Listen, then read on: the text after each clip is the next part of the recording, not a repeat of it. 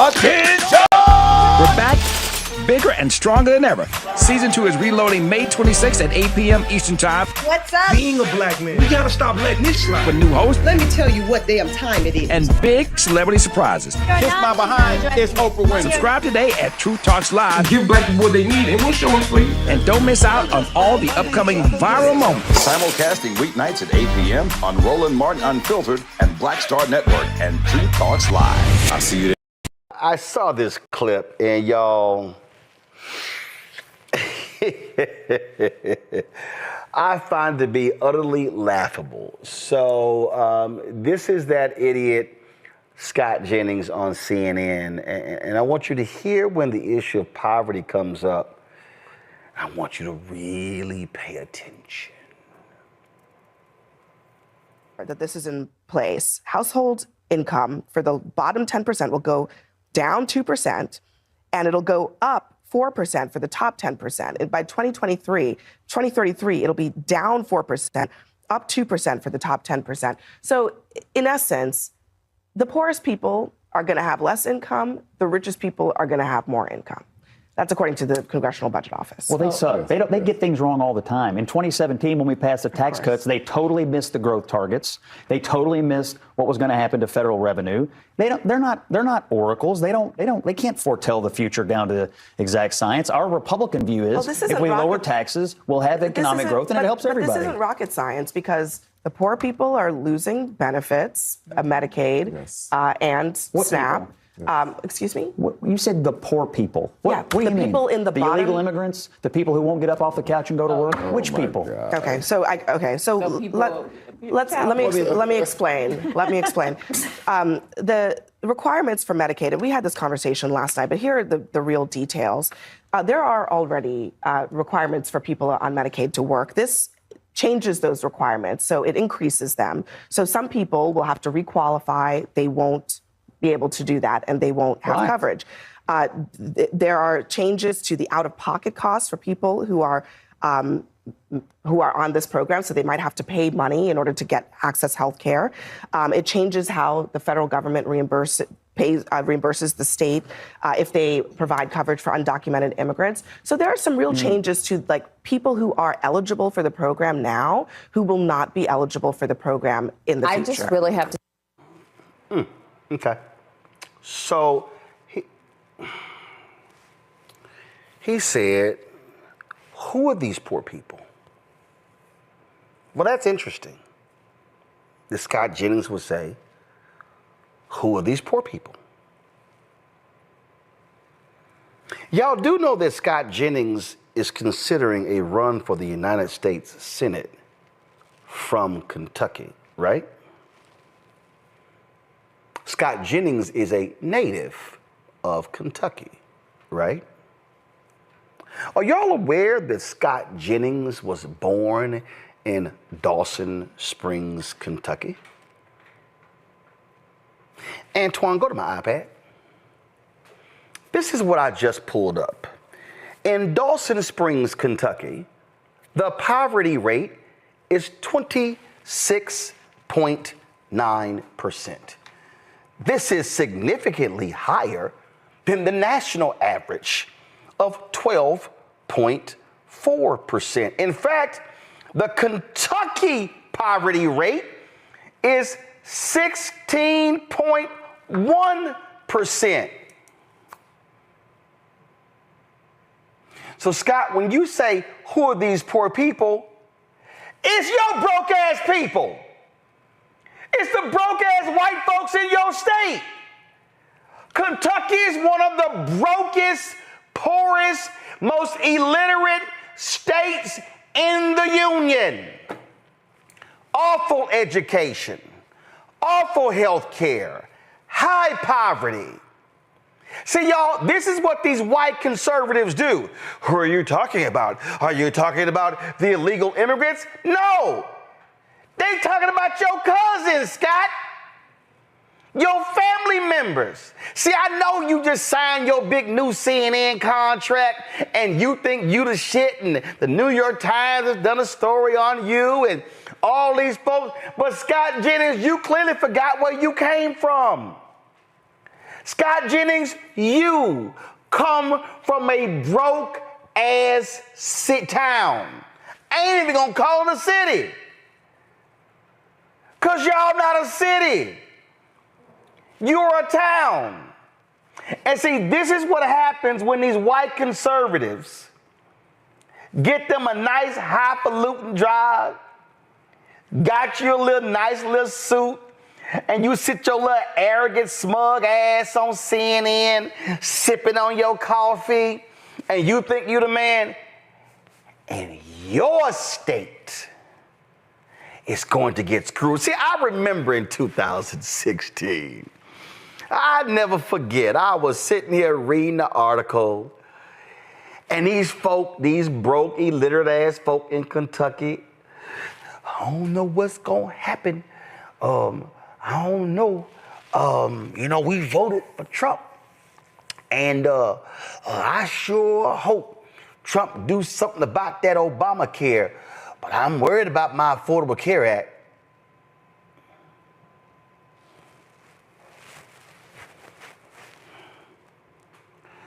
Them clueless ass folks didn't even realize that they were voting against their own interests. See, y'all, this is what trips me out. I get a kick out of when I do these shows with these white conservatives. Like Patrick Bet-David, hell, he ain't even no white conservative. His ass came from Iran or Armenia, one of them damn countries, and he gonna try to tell me why I move back to the neighborhood. Why don't you move your ass back to your country? You ain't from here. So,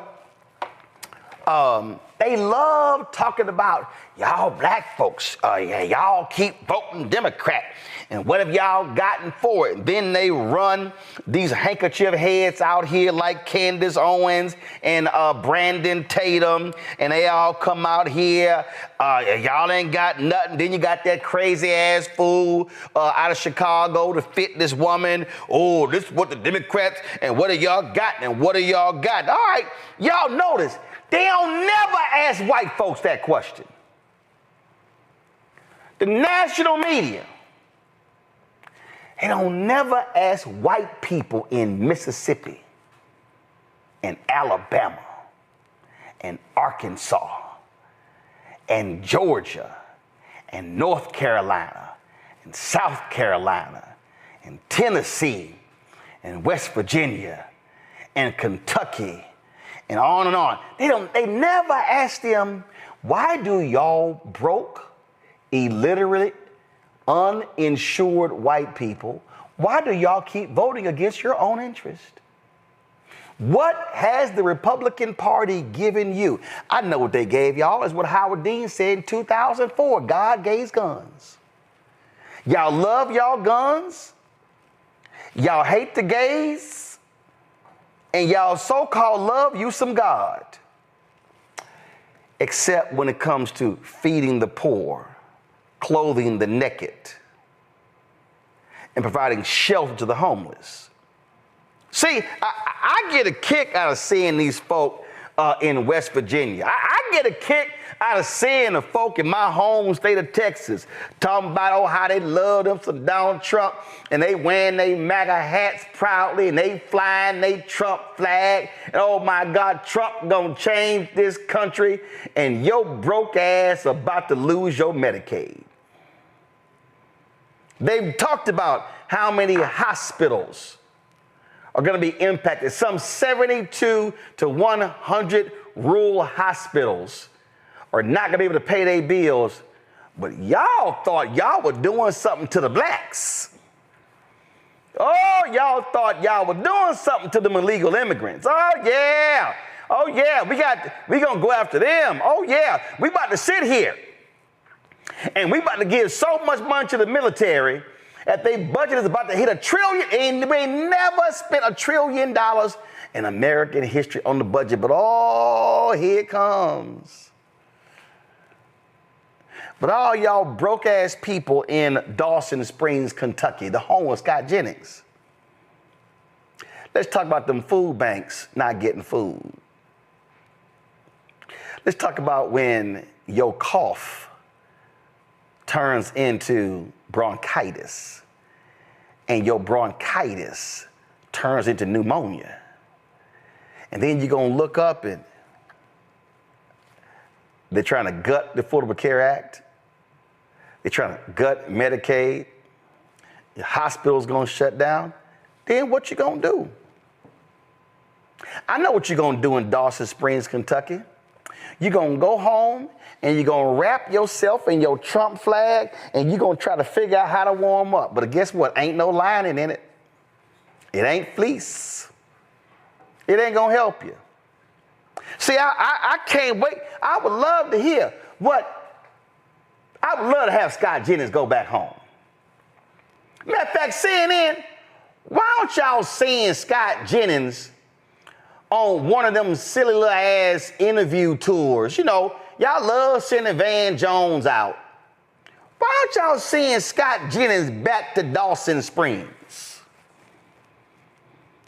Why don't say, oh, hometown boy done gone national? Oh, we get to look up on TV and we get to look at our life, little Scott Jennings.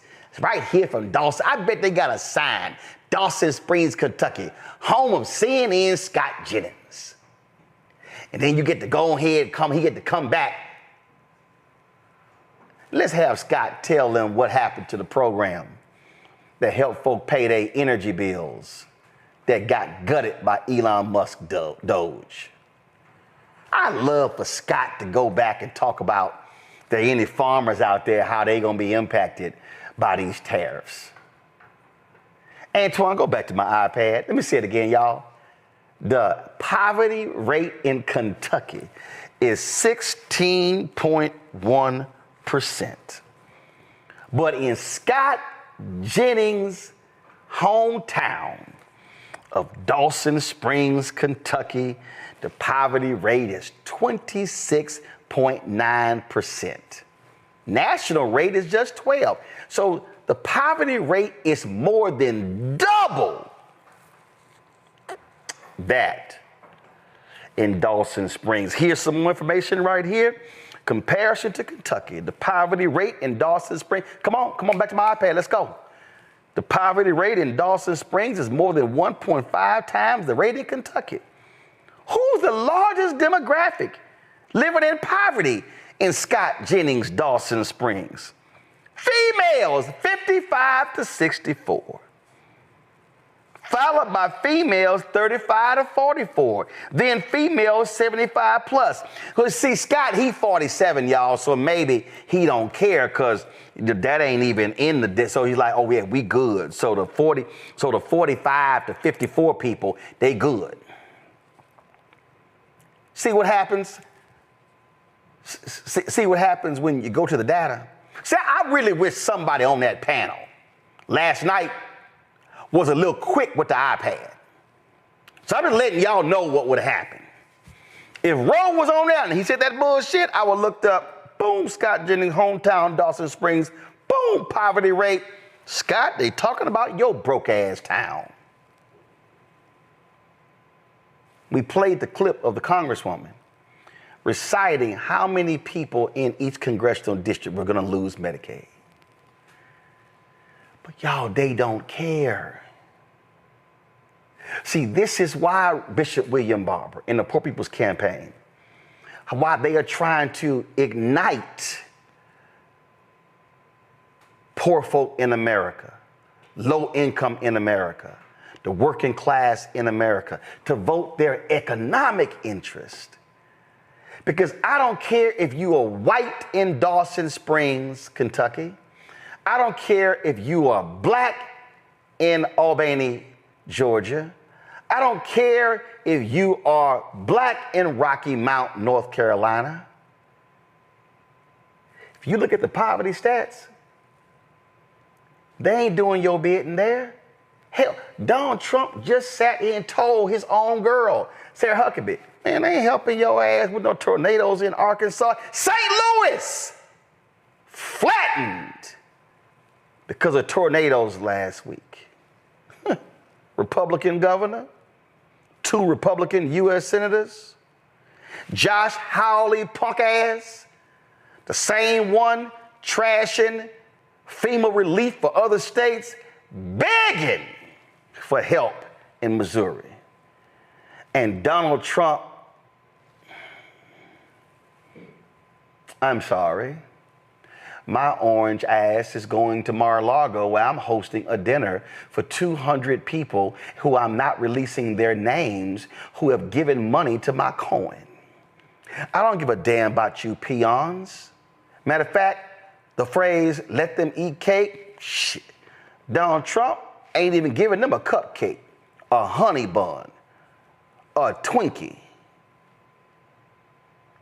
He don't give a damn about y'all. But the power of whiteness is what we're witnessing right now. So if the Senate passes this bill, all the rich folk are gonna be sitting here saying, oh yes, Donald, you the man, you done hooked us up. And all you broke ass people, like the folk in Dawson Springs, Kentucky, I sure hope y'all have a word or two for your favorite son, Scott Jennings, who done gone to the big time. He running in high cotton. Oh yeah, he ain't in the coal mines. He all dressed up and cute, and he doing meetings in the Oval Office and taking pictures, and Trump has endorsed his book. And your broke ass is gonna be homeless, foodless, fatherless, healthcare-less, hospital-less. I can throw any less on the end. That's what y'all gonna be in Dawson Springs and the whole state of Kentucky. Reese, going right ahead. Well, you broke it down. But you know, white people have the best PR, honey, because for some reason, people don't realize that a good number of white people are actually poor, okay? This is not something that is only the so-called illegals or whatever kind of bullshit. Also, middle-aged white people are seeing their mortality rates go up because of things like drug abuse, because of different economic factors. And this administration ain't got shit for y'all. See, the thing about it is they want to protect whiteness, not necessarily white people. The individuals, they can come and go. It don't matter. You can switch these white Afrikaners out with the Appalachian whites. It don't make no difference to them. Their thing is white power and money. You combine those two and they got all that they need. The messed up part about this bill, though, is what this bill gives to the wealthy is lunch money for them. This isn't, I mean, it's more than lunch money for the rest of us, but for them, this is peanuts. This is in the noise. It would be an accounting error in their lives. And yet trillions of dollars are going to give those people who don't need a tax cuts, and the people who actually do need to continue.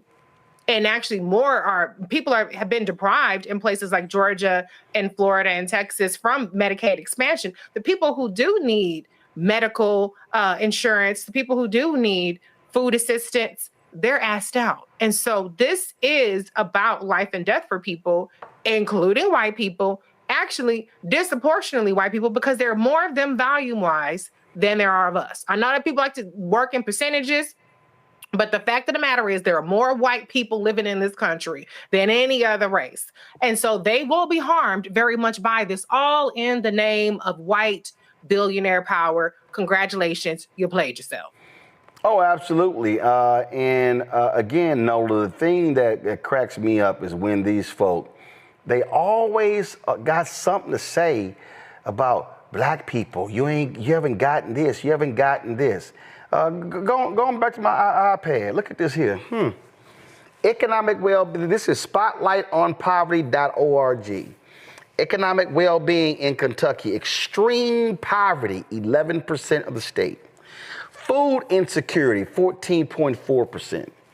Minimum wage, $7.25. Percent of individuals who are uninsured, 6.4%. Percent of jobs at a low wage, 24.3%. Percent of working families under 200% of the poverty line, 34.7%. Poverty rate, 16.3%. Unemployment rate is 4.3%.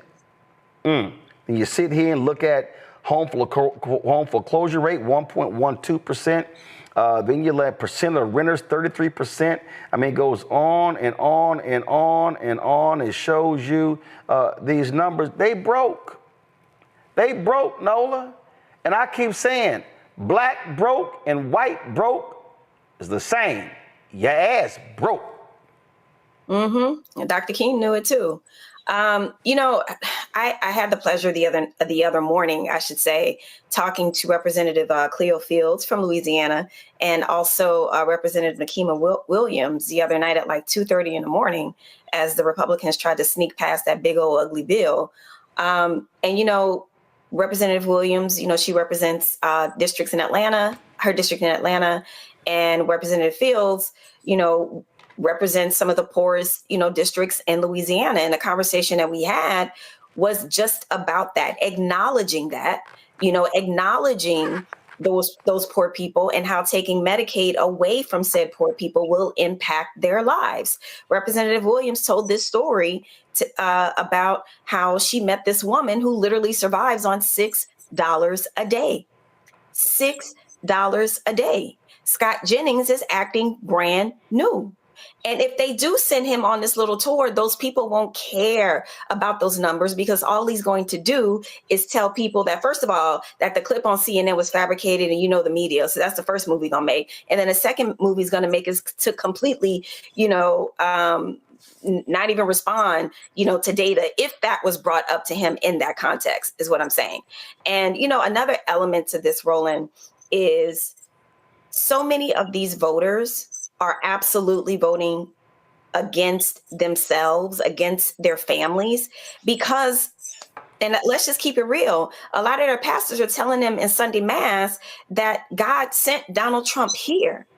The conditioning is so deep that no matter how much fact checking we do, it doesn't penetrate, because they've been so indoctrinated. And because of that indoctrination, they will absolutely keep voting for people who do not care about them. I absolutely would not be shocked if that man won the office that he's seeking. And even if there is evidence to say that I don't care about you, poor people, because first of all, I'm probably embarrassed from where I came from anyway. So I really don't care about y'all. They are so conditioned to believe that he didn't say the thing that he actually said. Right. Right. So, this situation with the way that they tried to do this bill, we'll see what happens in the Senate.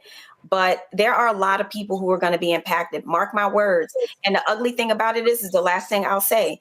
Even when people start dying, and unfortunately that's what's going to happen, they still won't care. Again, go to my iPad, Antoine. So this is a piece story right here.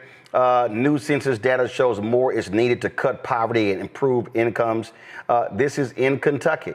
It says right here. And so when arrogant, smug ass individuals, like, look at this right here, pandemic era federal program / child poverty.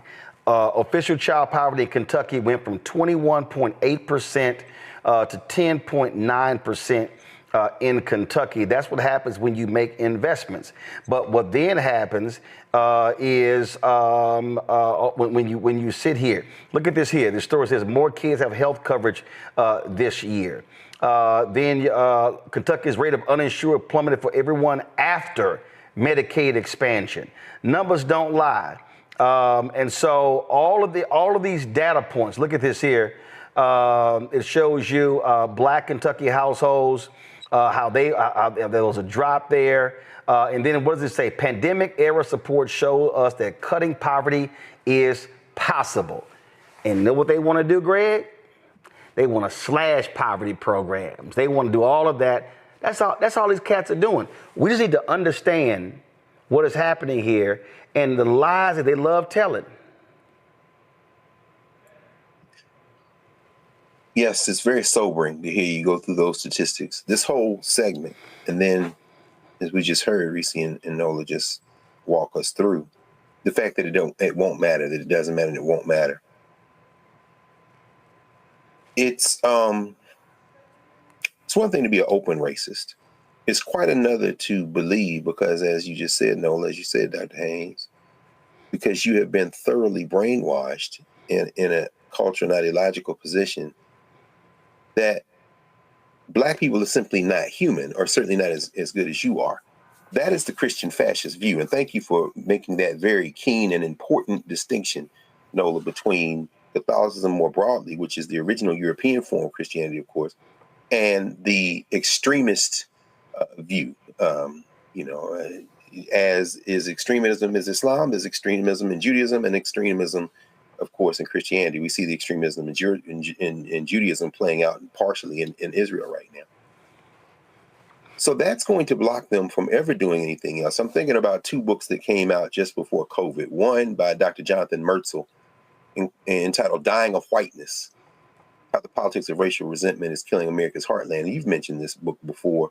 The idea that voting against their political interests, their class interests, they would rather die. And we see, as a result of the policies that have been fomented by those owned by the billionaires who installed them in office, in part by weaponizing this propaganda, even as Elon Musk says he's not going to spend millions and millions more anymore because maybe there's a growing resistance.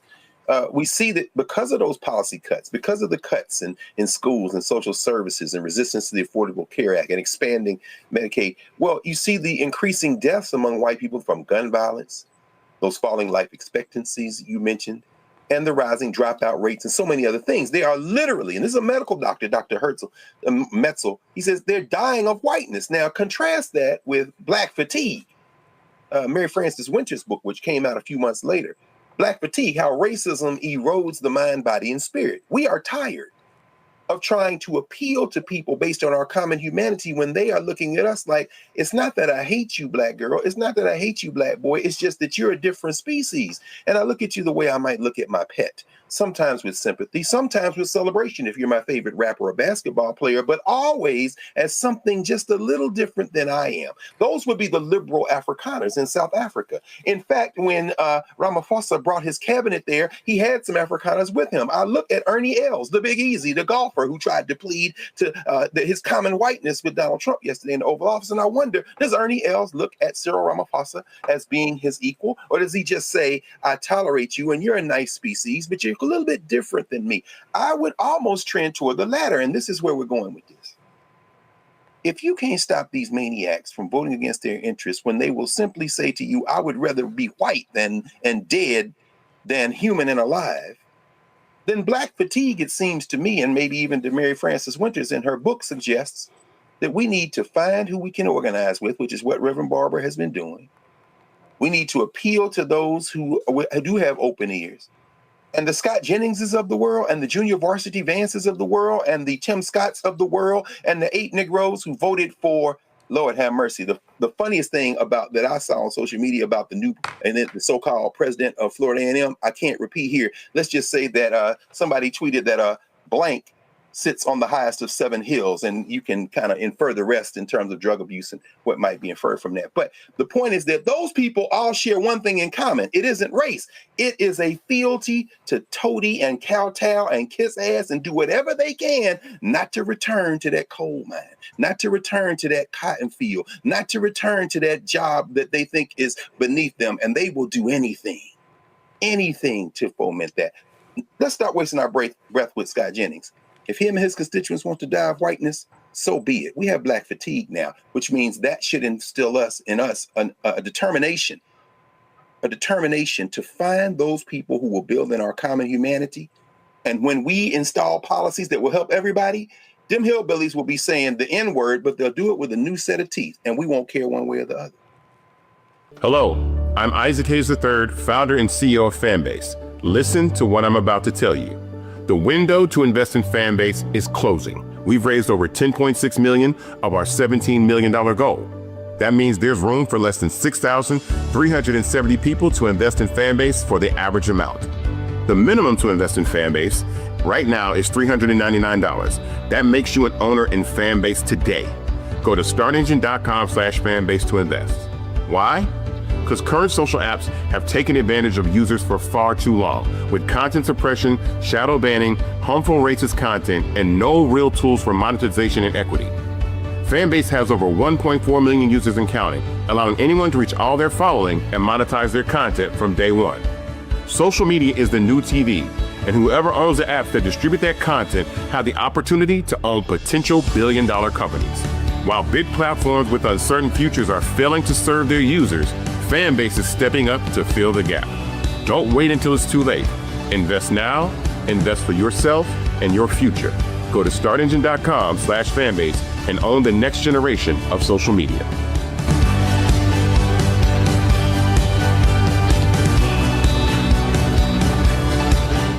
You must be my new lieutenant governor. I'm ready for duty. I think I can make a difference. Just be a good girl. I'm gonna need some dinner and a lot of wine. I really don't think that he thinks I'm qualified. What you gonna do? Pump my shoulders?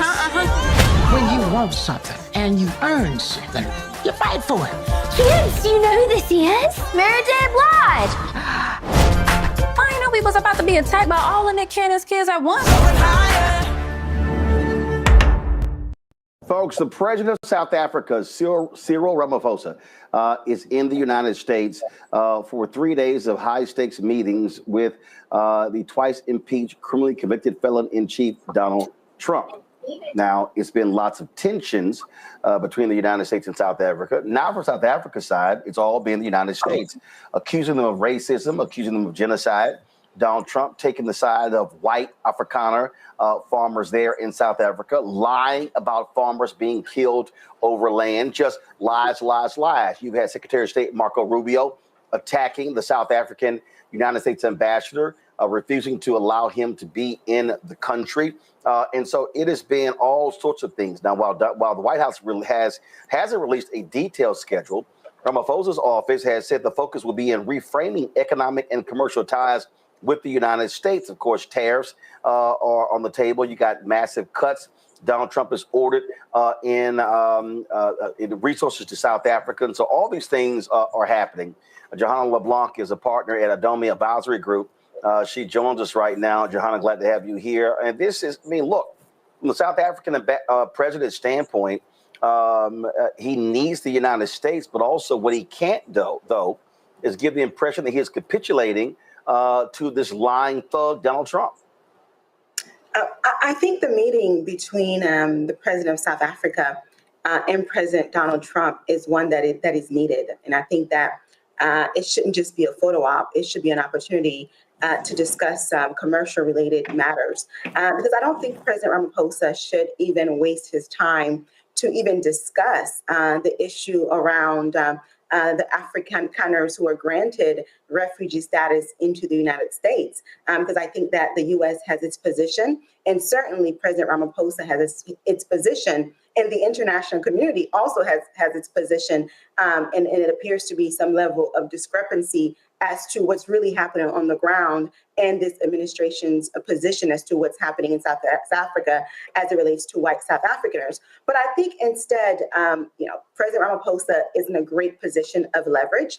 You're talking about a country that holds the keys to some of the world's most critical minerals that are needed in order to advance our world forward. So there, that's a position of leverage to negotiate what are some of those deals around those critical minerals would look like in South Africa. But more importantly, before we even got to the issue of the white South Africaners, I think that South Africa and the United States have been at odds when it comes to a number of other policy issues. One of them is South Africa's court case before the ICJ, claiming that Israel is committing genocide in Palestine. Another one is MTN, which is a telecommunications company headquartered in South Africa that has ties to Iran, a state that is considered to be state-sponsored state by the United States government, and also to the issue around Starlink. Elon Musk's claim that he is unable to conduct a business or to secure a contract in South Africa because he's a black man. Because he's a white man, when in fact the issue is that there's a 30% local rule that Elon Musk feels as though he should not have to adhere to, and he feels as though the rule is discriminatory. But the reason why the rule was put in place to begin with is because of the cruel history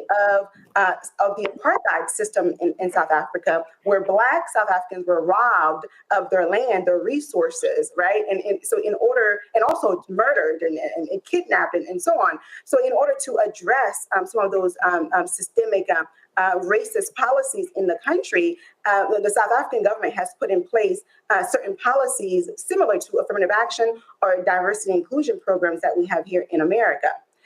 But I think nonetheless, President Ramaphosa is in a very good place to negotiate with this administration around trade-related matters, certainly, and definitely the critical minerals that we talked about earlier. And look, first, it's not a difference of opinion when it comes to what these white farmers are dealing with. It's lies. It's lies from Donald Trump. It's lies from the United States. He's been lying and saying white farmers are being killed left and right. He's a liar. So South Africa is like you're having to prove a negative because you got an individual who's a liar. Yeah, but I think that this administration's position on this matter is not going to change, irrespective of what President Ramaphosa presents to the government, to the Trump administration.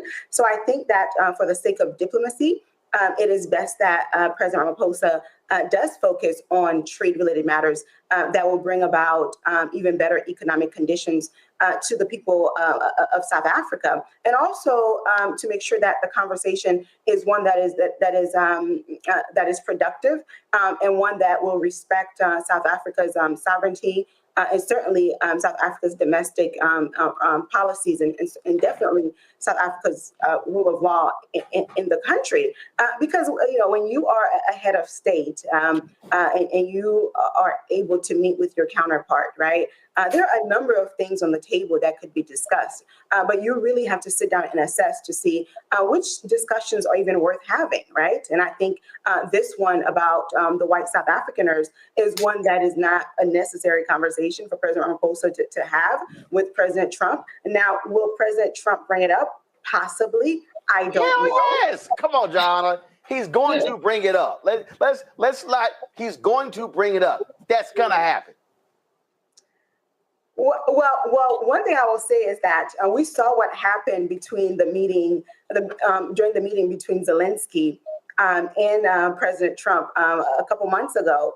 And I'll tell you this, Roland, the whole world has been watching, has been waiting in anticipation of this meeting between these two leaders because they're wondering, will there be another showdown between the two leaders? So everyone is watching in anticipation. But one thing I can tell you is that I've been in rooms with President Ramaphosa.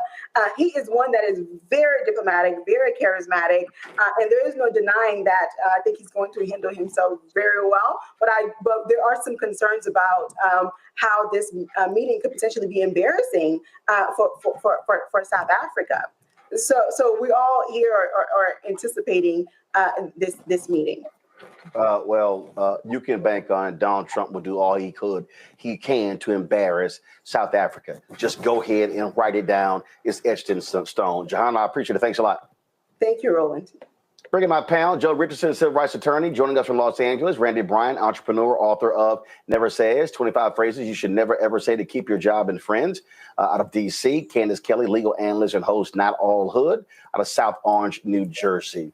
We'll start with you, Candace. Listen, we know what this thug is going to do. We know he's going to bring up the farmers. He's going to bring it up. He's going to attack South Africa for going after Israel when it comes to genocide in Gaza, all those different things. That's going to happen. And so let's just be real clear. There's nothing about Donald Trump that says diplomacy unless you are an oil state and you're kissing his ass, giving him wonderful trinkets. Listen, when he sits down with people and have this authority and this capacity, there's always going to be a major exchange that he wants. And if that doesn't happen, if he doesn't get his way, then there's going to be a fight. I'm just interested in seeing if this president with his command, with his presence, with all of the charm that he has when he enters a room, as she was just talking about, what will happen if things go wrong? I would imagine that if something was put on the table where it ends up like other people, like Zelensky in his position, I don't think it will go quite the same way. I do not think that this man is going to let Donald Trump win. So it's something that I'm certainly going to be looking forward to, especially not just the content, but kind of the nature and the dynamics of what's going on between these two men. No, absolutely. Joe, we know who is going to be the idiot in any conversation. I mean, look, he showed his ass when the Canadian Prime Minister was here, just straight lying. Yeah, and you've got to be wise. To the point that was made before, and even in the interview, if you've got, the South African president is very wise. He understands where he sits, and he probably understands what would benefit America that South Africa actually has and can do. And so my sense is that he's going to do what he can to get to the point. He'll make the points that he needs to, for sure, but also at the same time give Donald Trump the potential to make a deal. See, because here's the thing about Donald Trump. Donald Trump will talk all day long about making a deal. He wants to make a deal, but it's an artificial finish line in that it's not always a good deal. Okay. And so I think that the South African president will probably think about a couple of things. First of all, the deal that he may want that may benefit his people, and also saving face with his own people. Zelensky was saving face and continuing to have the support of his own people, which is why he had to do things the way he had to do them. And so my sense is the South African president will think of the same thing. Donald Trump may find, to the point made, that he's a little bit different than Zelensky in some ways. But the question is how far we get, or how much we have to go through, and how much stuff we have to muddle through until they get to the point where they actually have a productive and useful conversation. South African president will be there for it, to have it, right? But he's got common sense, and he might be smarter. I think he's smarter, than our president, which you have to be anyway. And so he, I'm certain, has a good idea what his goals are for him and his country, and he'll do what he needs to do to get there. Randy? And the South African president does know what his goals are, as Joe was saying, but he also now he's very aware of Trump's personality. He has seen how he's engaged with other world leaders. So I would think that he's coming in prepared for the dance that he will have to do with Trump.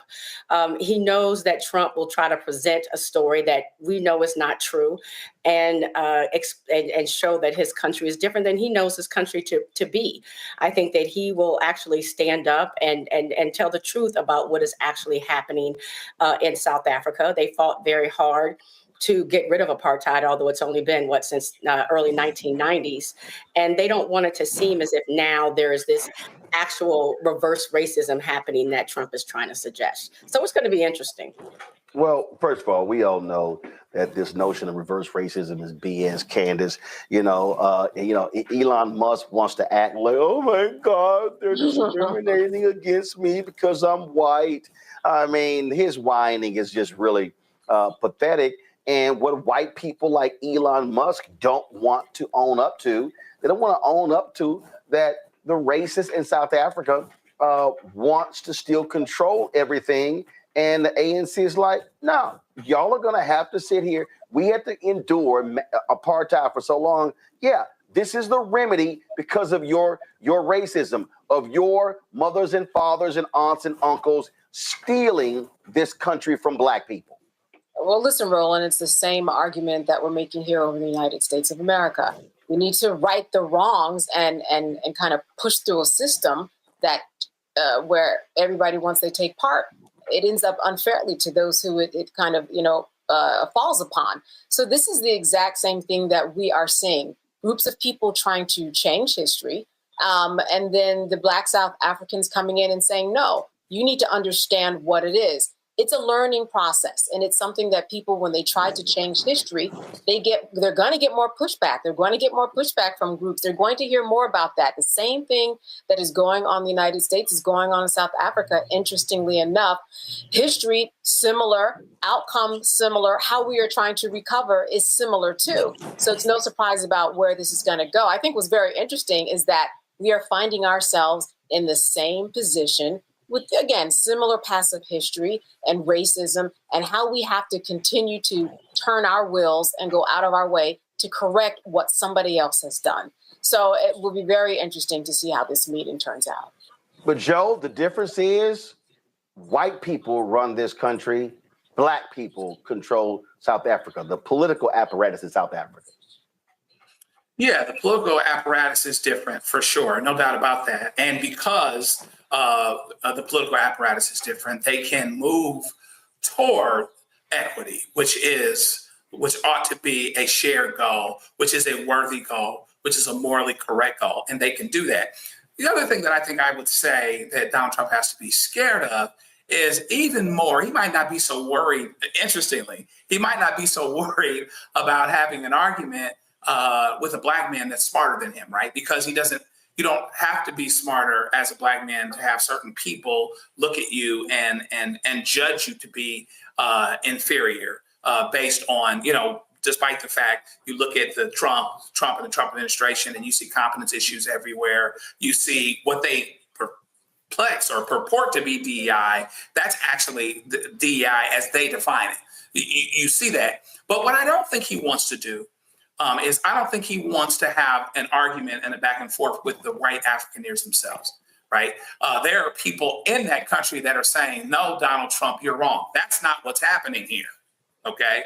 And so if you're having an argument with a bunch of folks that look like Elon Musk, now you have a little bit of a different situation. You're not going to just be able to put a quote black face, a quote DEI face, a quote minority face on this whole thing. And now it is consistent with and helps your narrative back in the States. The reason why he's doing this is that it helps his narrative here, but it doesn't help his narrative here if people there that are white and that look like him are speaking against it. So he has to be really careful about that.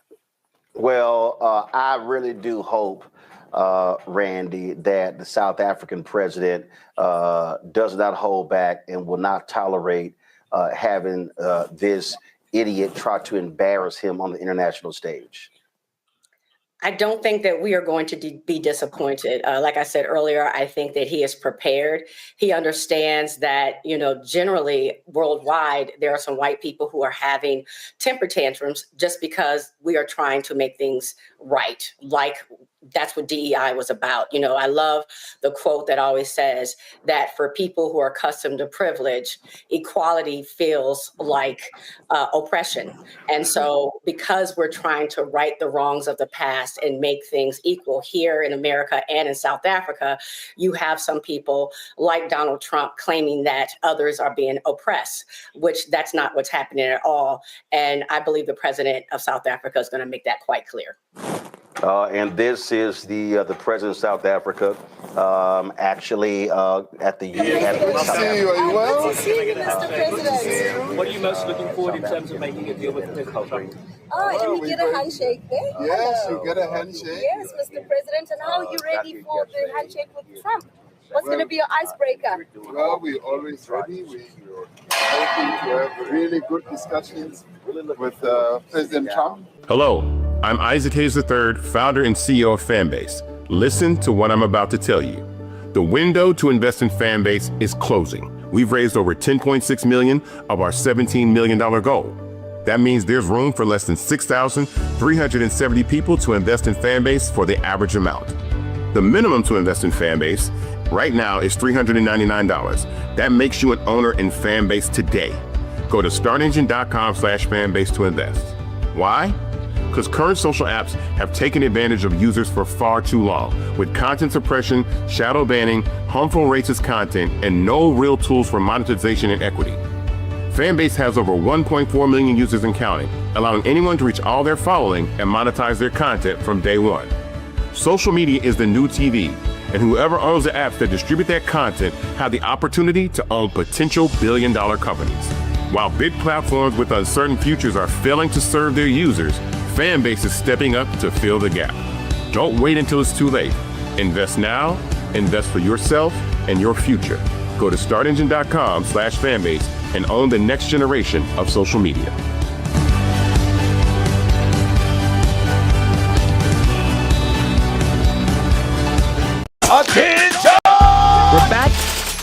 and stronger than ever.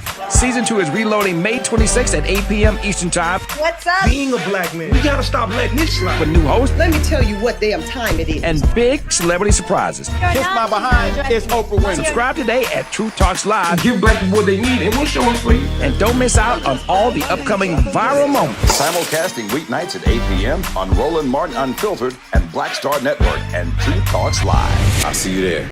Well, they had a Judiciary Committee hearing, and Texas Congresswoman Jasmine Crockett had to school her GOP colleagues on the basics of the U.S. Constitution. She had to remind everyone the Fifth Amendment guarantees due process even for immigrants. Well, those remarks she made did not sink in.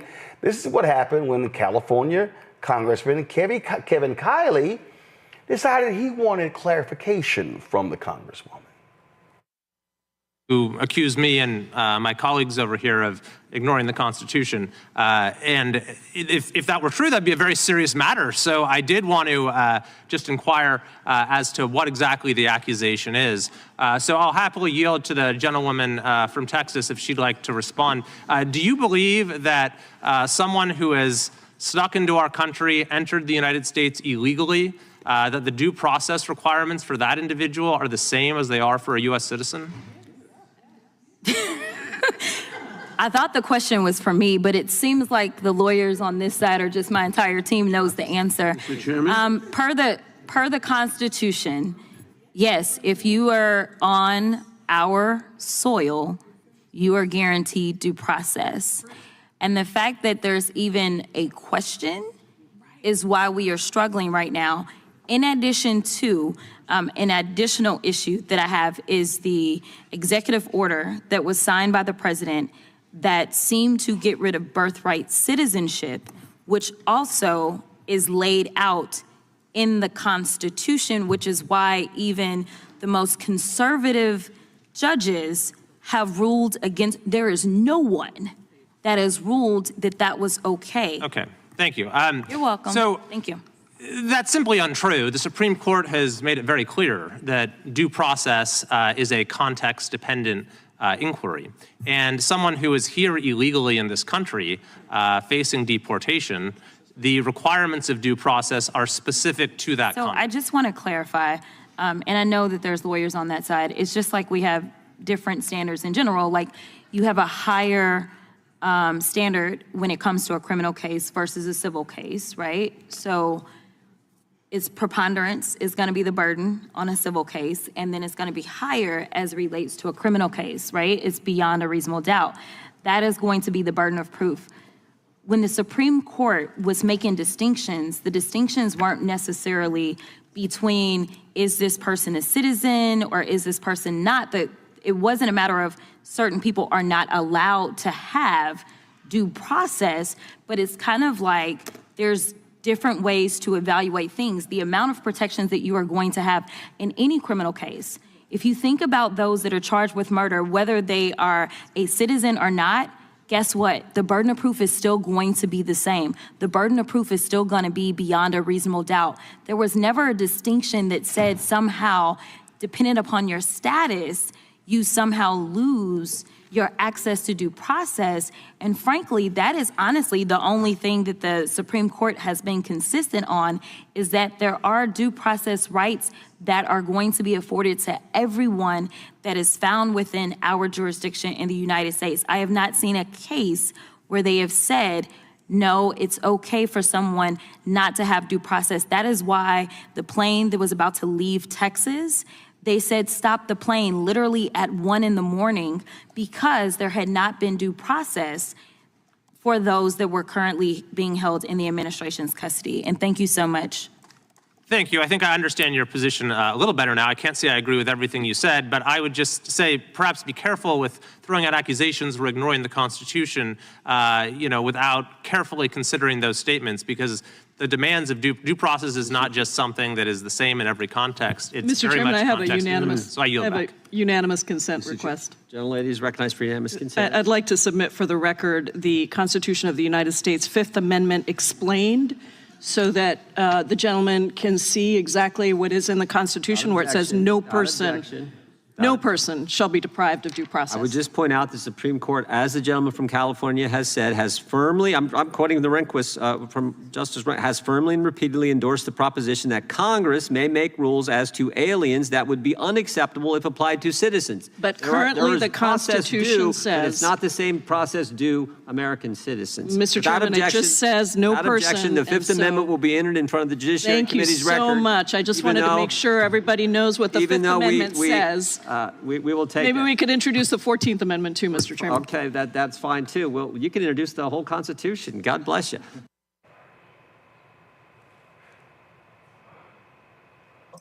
Greg,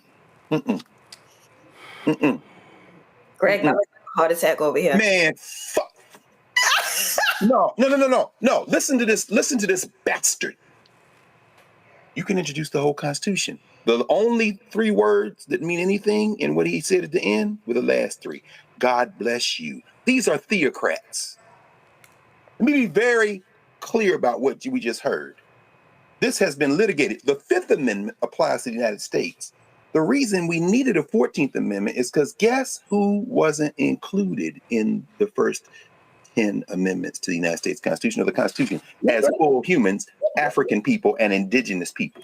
The 14th Amendment to the United States Constitution is when the concept of citizenship was codified. This is the point she was making.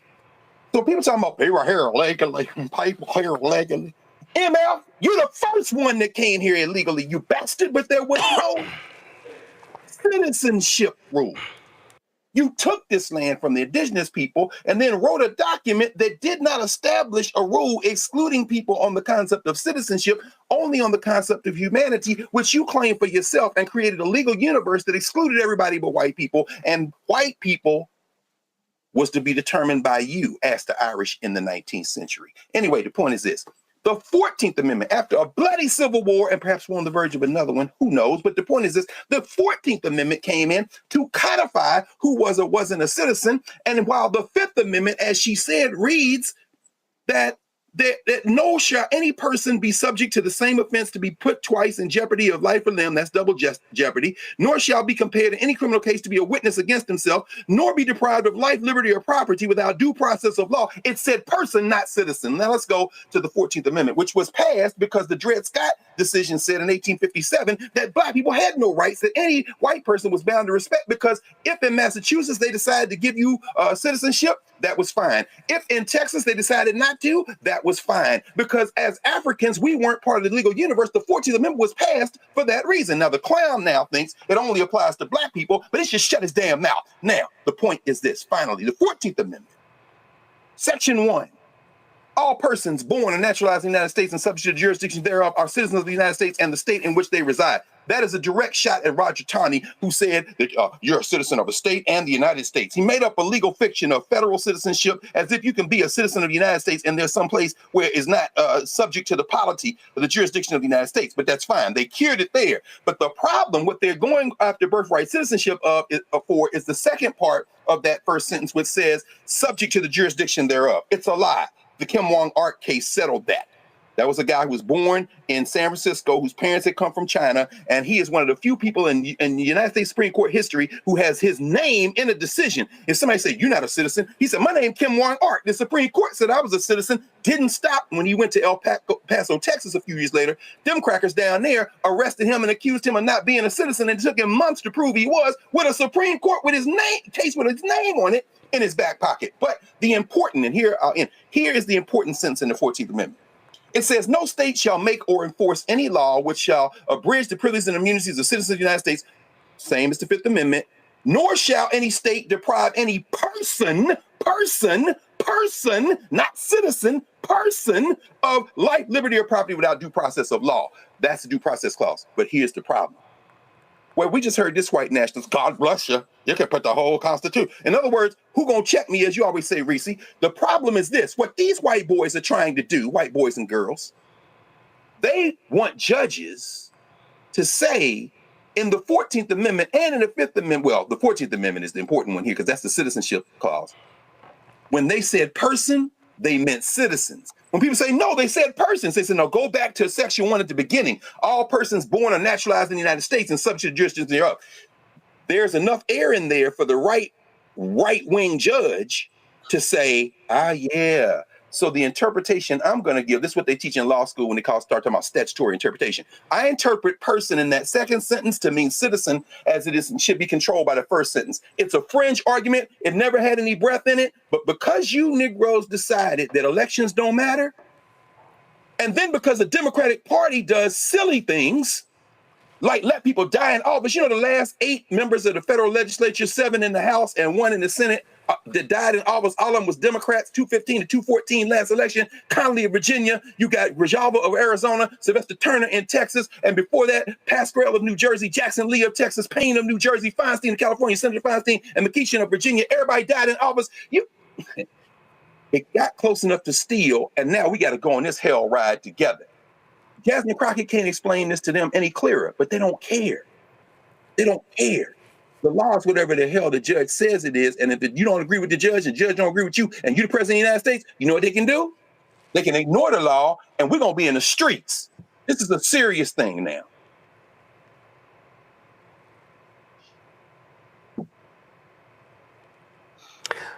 You okay, Greg? Reese and Nola, one of y'all want to follow that?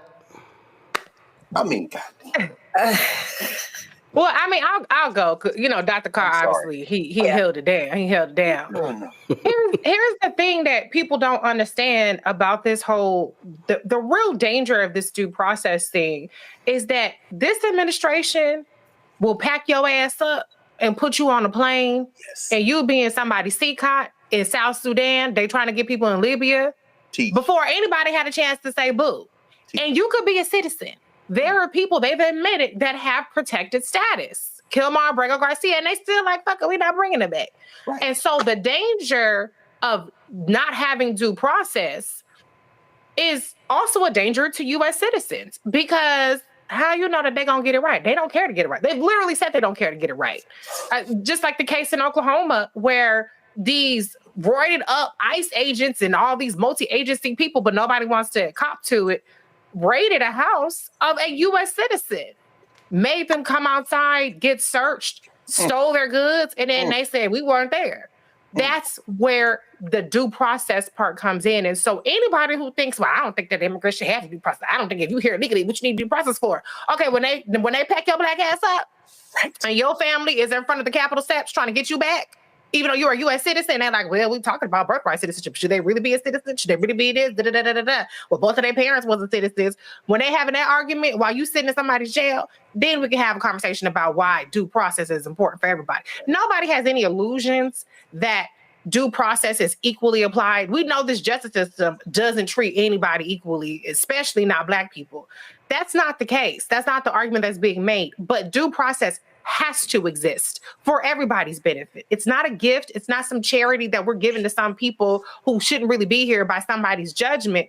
It's something that we all need to hold on to for dear life. And we still, even with due process, might end our asses up in Libya or South Sudan. We still might do that. But if we got a little bit more of a chance to stay here because the judge says, well, this is your birth certificate. It does say that you're supposed to be here. Then we need to make sure that we keep that going just for as long as we can. You're right. And Nola, these fools had better recognize that Donald Trump will absolutely attempt to send Americans out of the country. He's already said it. And of all the people who say, well, I know he said it, but no, if they say it, believe those assholes gonna do it. Absolutely. And Marco Rubio is parroting the same talking points. Now, that's the part that scares me, right? When you have the Secretary of State parroting the same things. Like, I understand, yes, you serve at the pleasure of the president, but this is scary because if I'm not mistaken, Rubio's also a lawyer, right? Mm-hmm. So here you have the Secretary of State, who's also a trained attorney, talking about, well, it kind of due process depends. That is we are in very, very slippery slope territory, and they keep saying it over and over, and they're normalizing it for people who don't understand the nuances, and that's what they're banking on, is the people who don't understand the nuances to grow this apathy amongst the American public to where we're looking the other direction. And here, in the cloak of night, like the other night on the Hill where they were trying to pass that bill. Here we are sitting, looking around like, wait a minute, what happened to due process? You know what I mean? Right. That's where this is heading.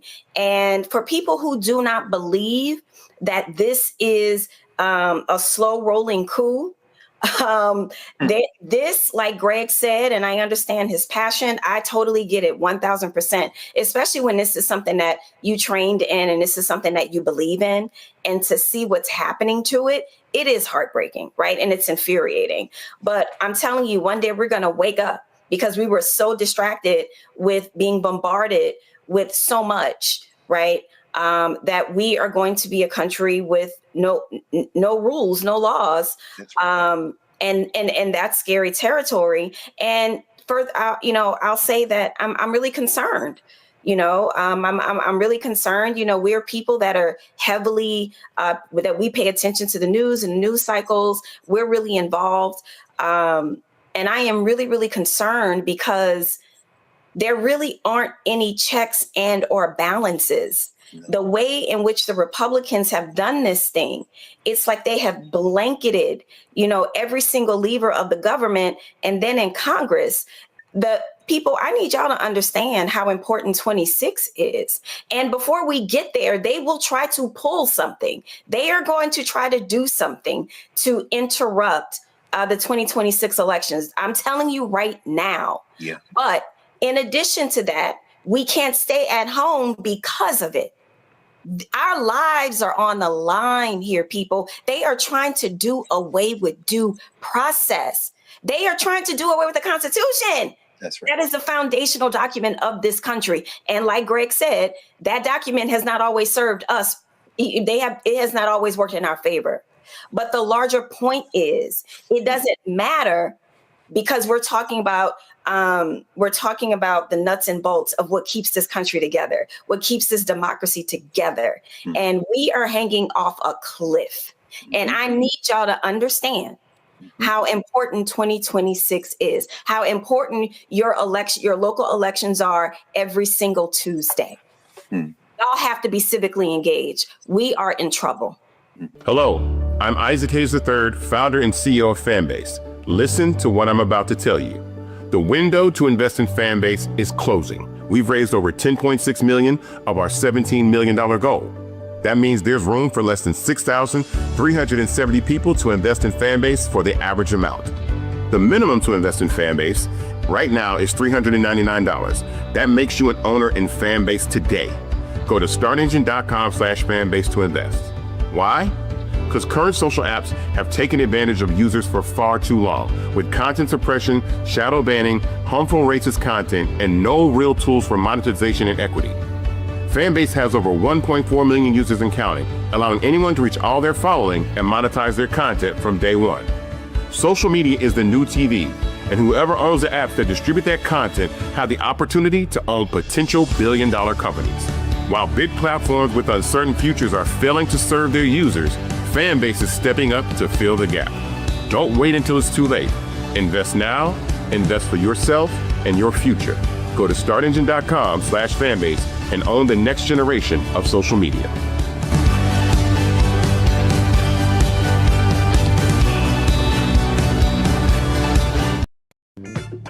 About these grifting folks in the Trump administration. That's not my opinion.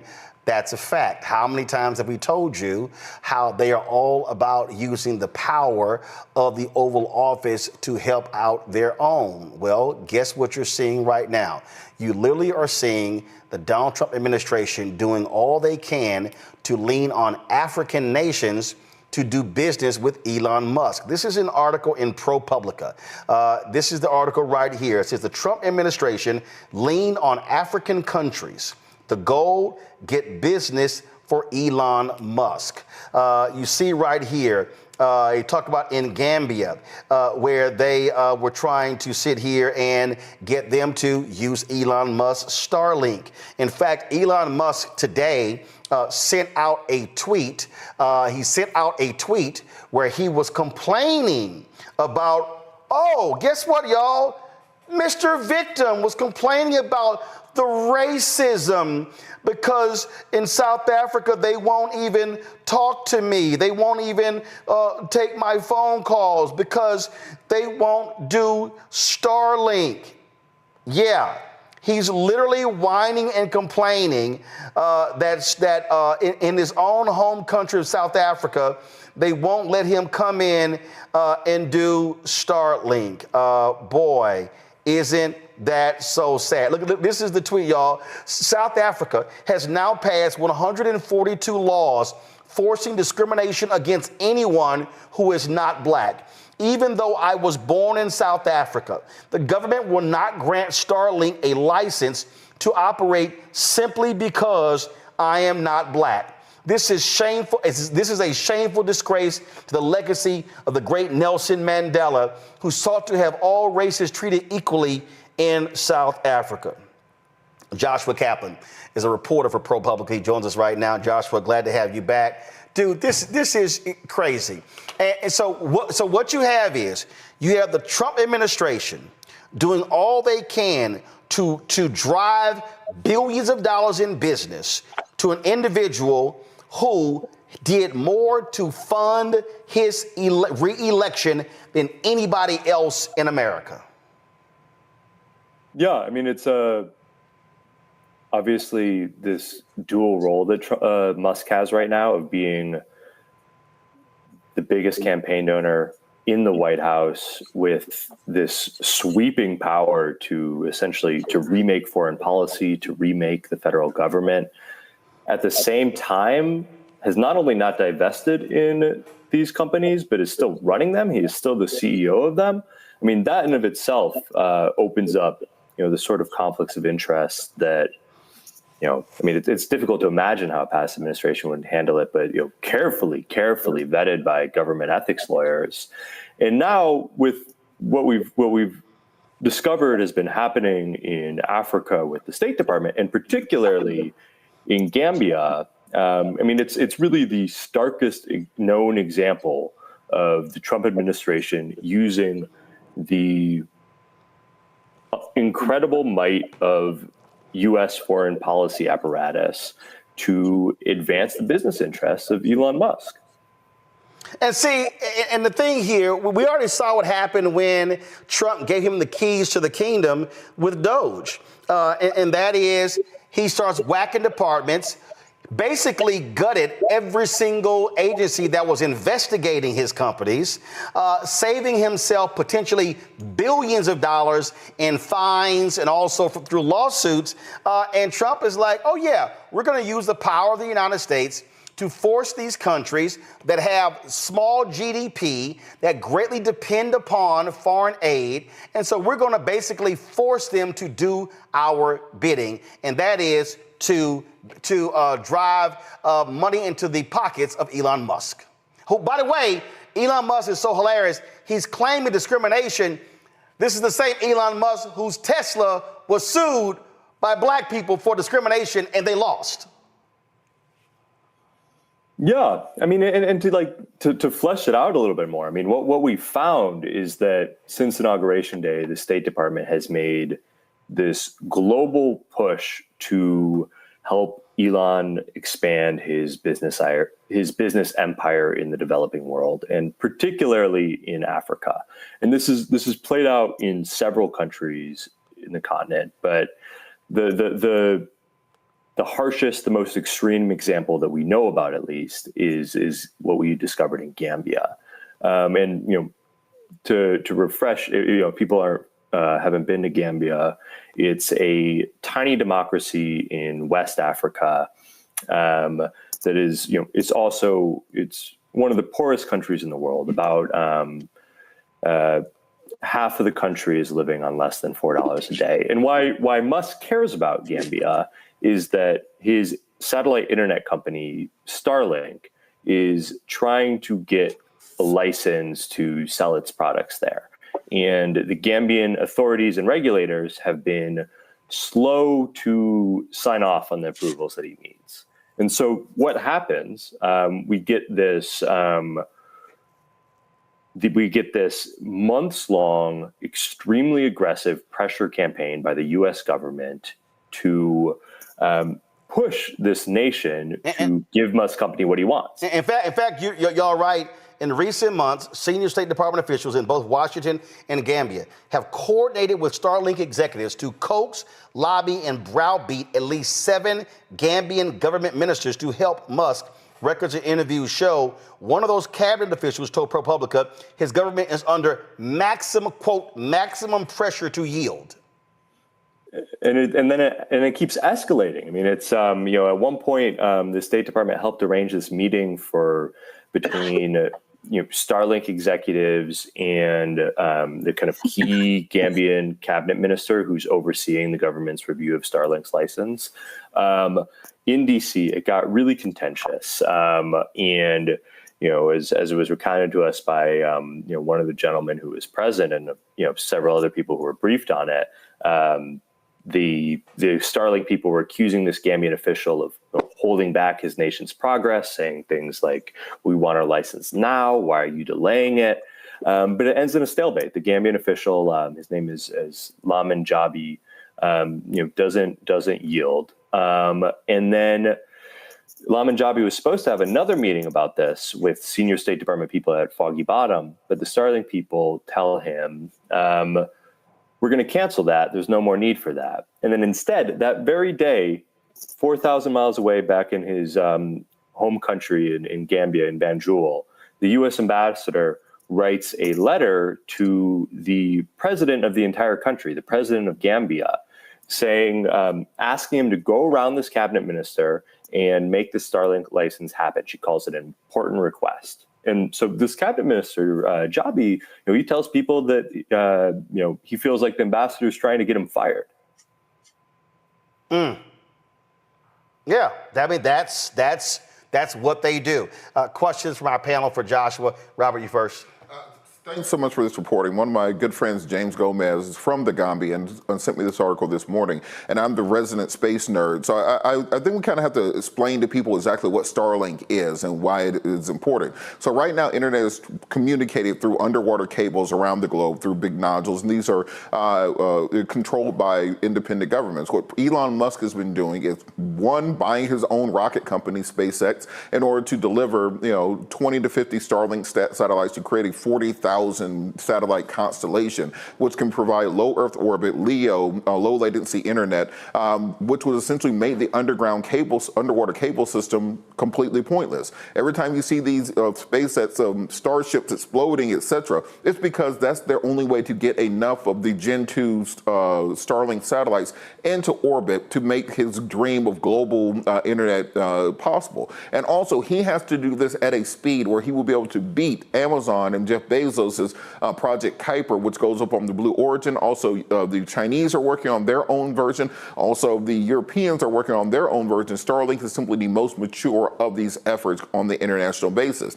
Essentially, what Elon Musk is attempting to do is control global information. Yep. That he will be the international power broker when it comes to how the developing world accesses information. And if he's able to beat to market every other competitor, then essentially every African child for the second half of this century will only get information through Elon Musk. People need to remember that the African continent, the sub-Saharan Africa, is the youngest population on the globe. We're talking about the average age of 19 years old. So the entire second half of this century will be the African century. As European birth rates are declining, as American birth rates are declining, as Chinese, Indian, Japanese birth rates are declining, the birth rate in Africa and developing world is increasing. So this isn't simply a play of saying, oh, I want to have more money in my pocket.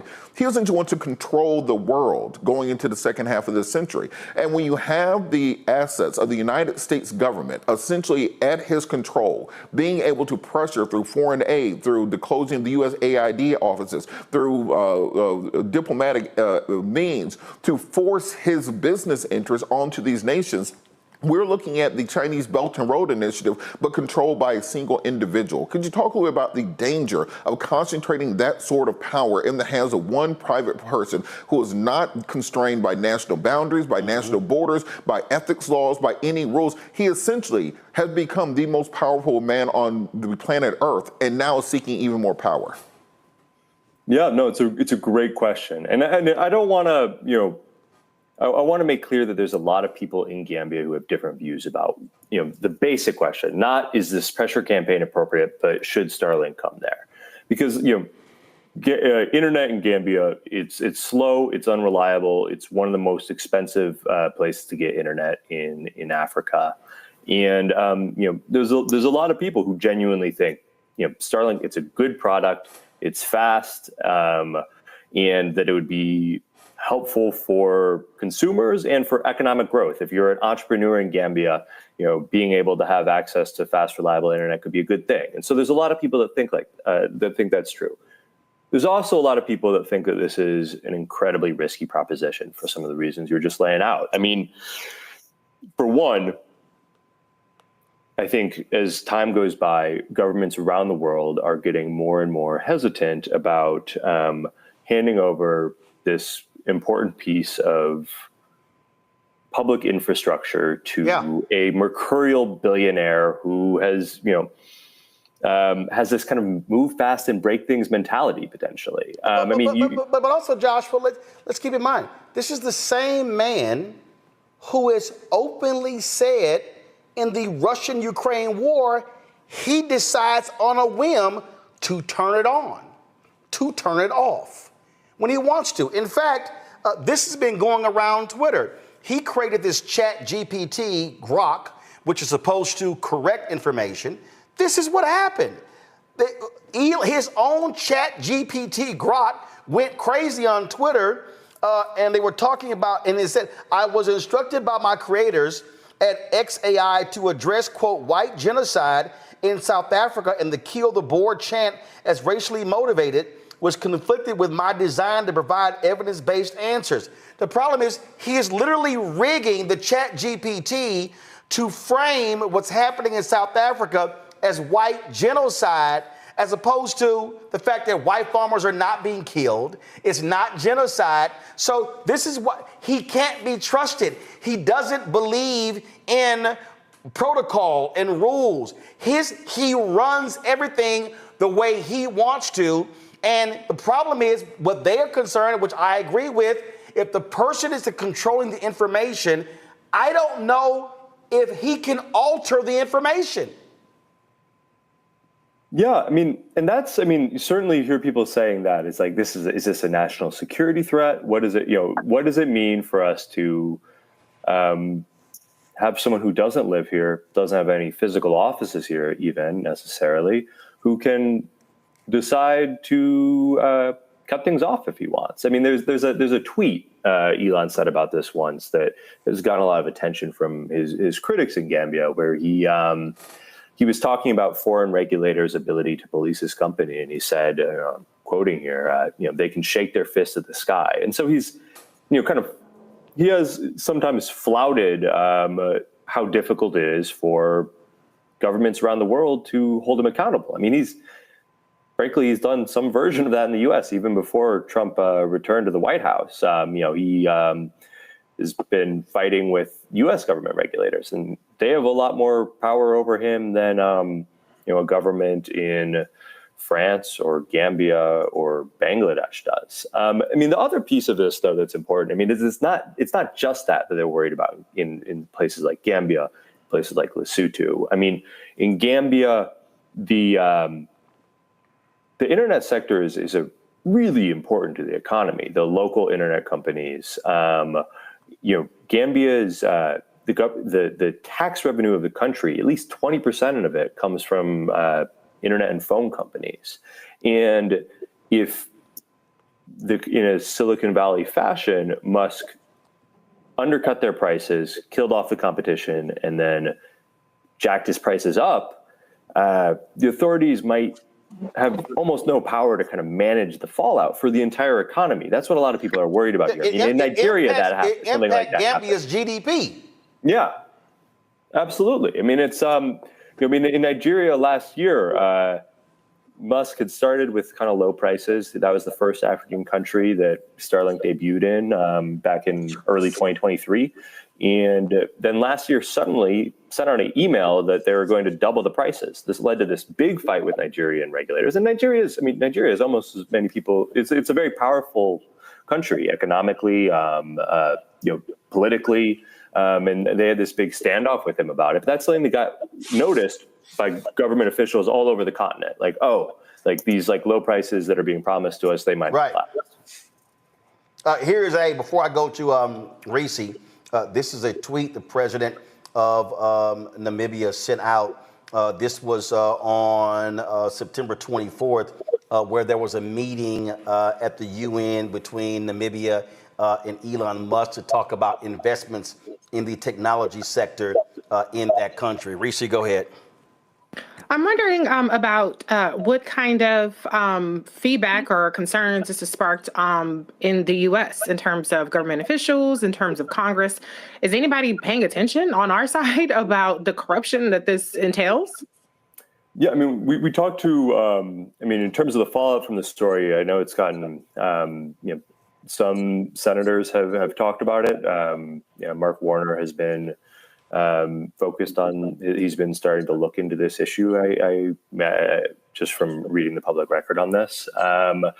In terms of diplomats, I mean, we talked to a lot of current and former senior U.S. officials, because part we're trying to figure out how different is this that from business as usual for the U.S. government when it wants to play hardball, and they were really upset. I mean, they said that this was an alarming change from how things usually work or should work at the State Department, both because of the person who's going to benefit most from it all, but also because of the tactics that are being used. I can get more into this kind of this threat issue that happened in Gambia, but diplomats told us that former ambassadors said they tried to help American business by making the positive case for the benefits of U.S. investment, and that things like threats, that was a red line, that they were very careful to avoid, even leaving the impression that punitive measures were on the table.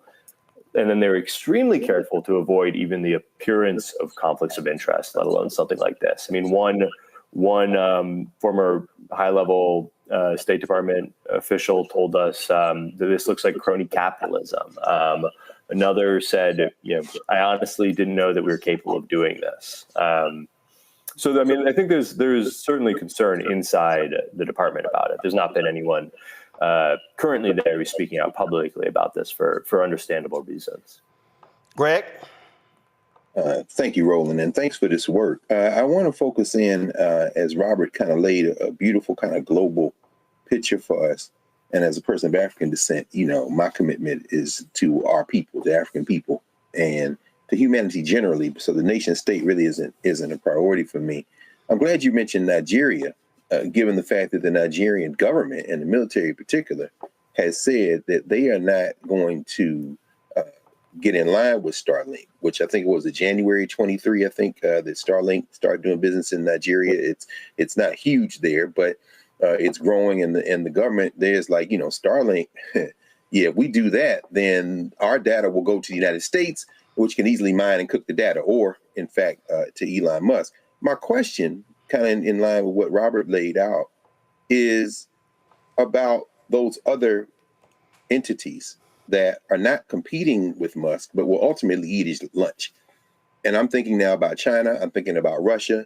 We know President Barrow of the Gambia, which incidentally, of course, is where Kunta Kinte came from. It's a very interesting book, The World in a Very Small Place in Africa, that uses the Gambia to talk about globalization.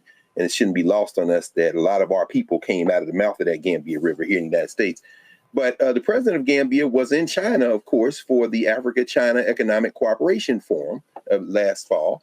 What do you think about China, Russia, serving as not only counterweights, but ultimately entities, because they're state-backed, that can either check Starlink, subsume Starlink, or, as in the case of China with its electric vehicles, BYD and such, ultimately maybe even marginalize Musk's attempt to kind of become some kind of bizarro Tony Stark and run the world, and render him, if not neutral, in other words, if not neutralize him, certainly put him in a place where he can't pull off these fever dreams that he has?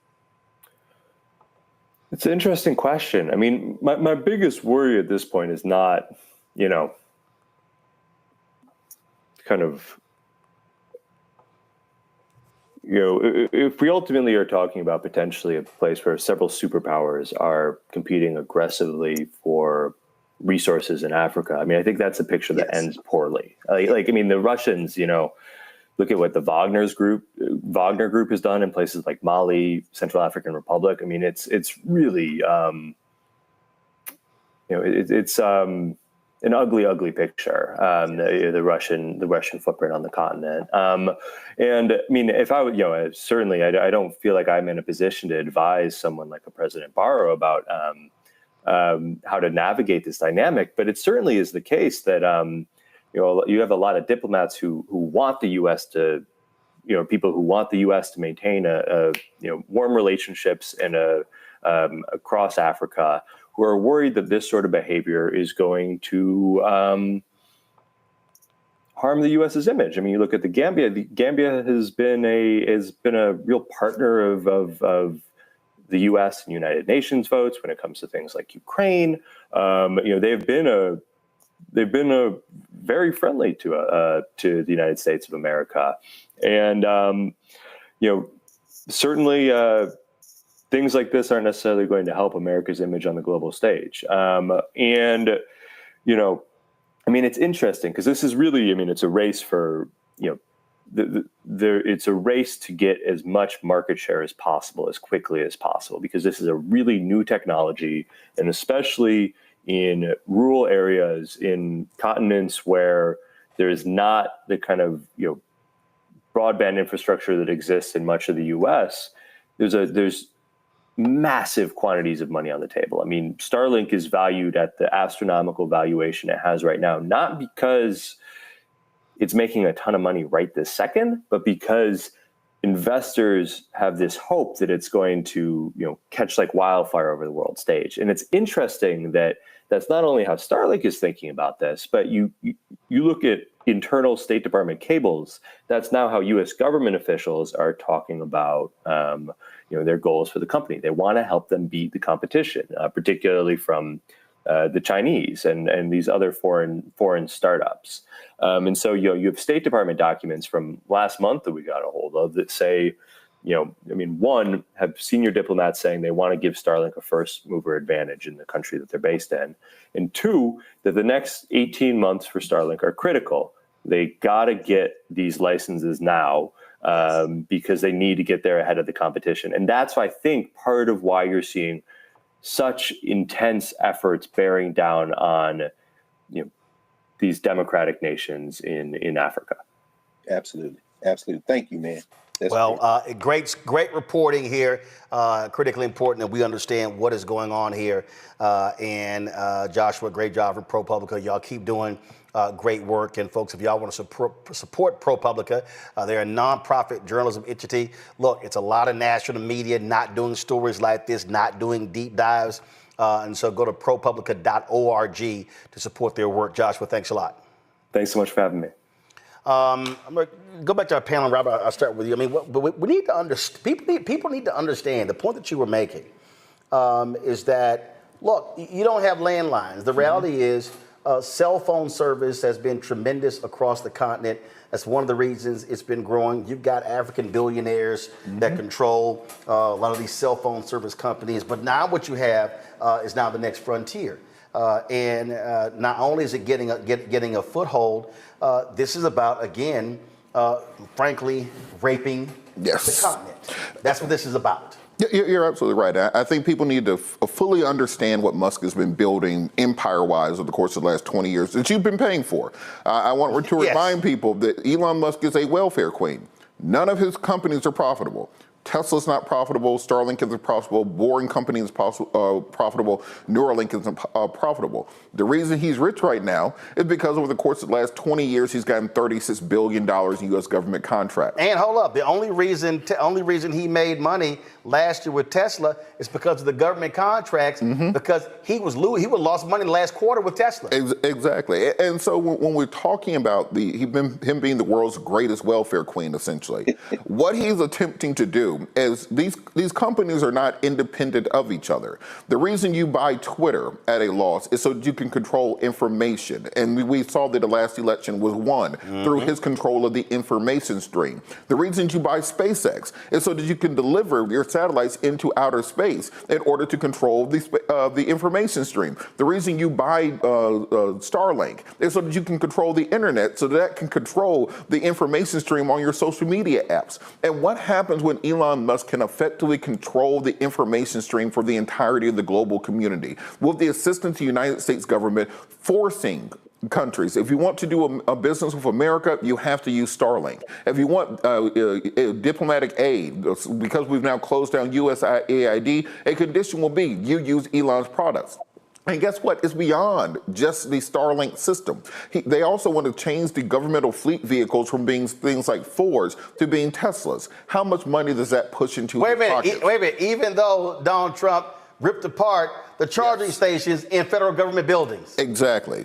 Because those charging stations were under regulations that all EVs had to use them. Now with Elon Musk, now you can put in a new federal regulation that will just be using Elon Tesla charging stations. They want to use the Boring Company to build underground high-speed rail networks that will be controlled by Elon. And very little regulation. He's pretty much doing whatever the hell he wants to do out there in Las Vegas because he wants to bypass regulation. Exactly.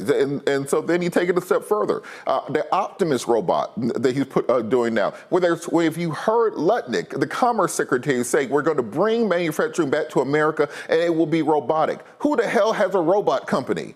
Elon. If you want to look at the Neuralink program, where it's going to be doing brain implants, so we'll be able to help people interface. Guess what else that we'll be able to do? You'll use his Starlink satellites to connect to the chip that he's putting in people's brains. So when we talk about someone who's trying to gain global power, these aren't conspiracies. These are just the things that he is doing right now, and we are funding them as taxpayers. And when you're talking about putting a $250 million investment to win the last election, it costs less to buy America than it cost him to buy Twitter. And what we see as a result of that right now from Mr. Musk is that he has wholesale gotten rid of all regulatory frameworks around his testing of Super Heavy and starships down in Boca Chica, Texas, so much so he was able to buy the town. They voted last week to rename Boca Chica Starbase, Texas, because that's now Elon's own personal city. I want people to understand how large this issue is. We're talking about someone who wants to control the global flow of information, that he will be the Thomas Edison of Central America, of South America, of Africa in the next generation.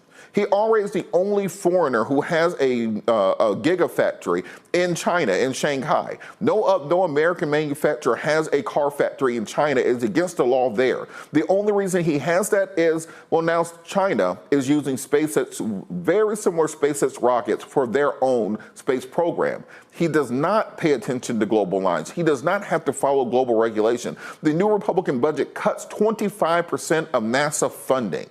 What happens when NASA can't afford to send their own rockets into space? They have to rent rides on his own rockets to go into space. So we will now be dependent on Elon for our entire national space programs.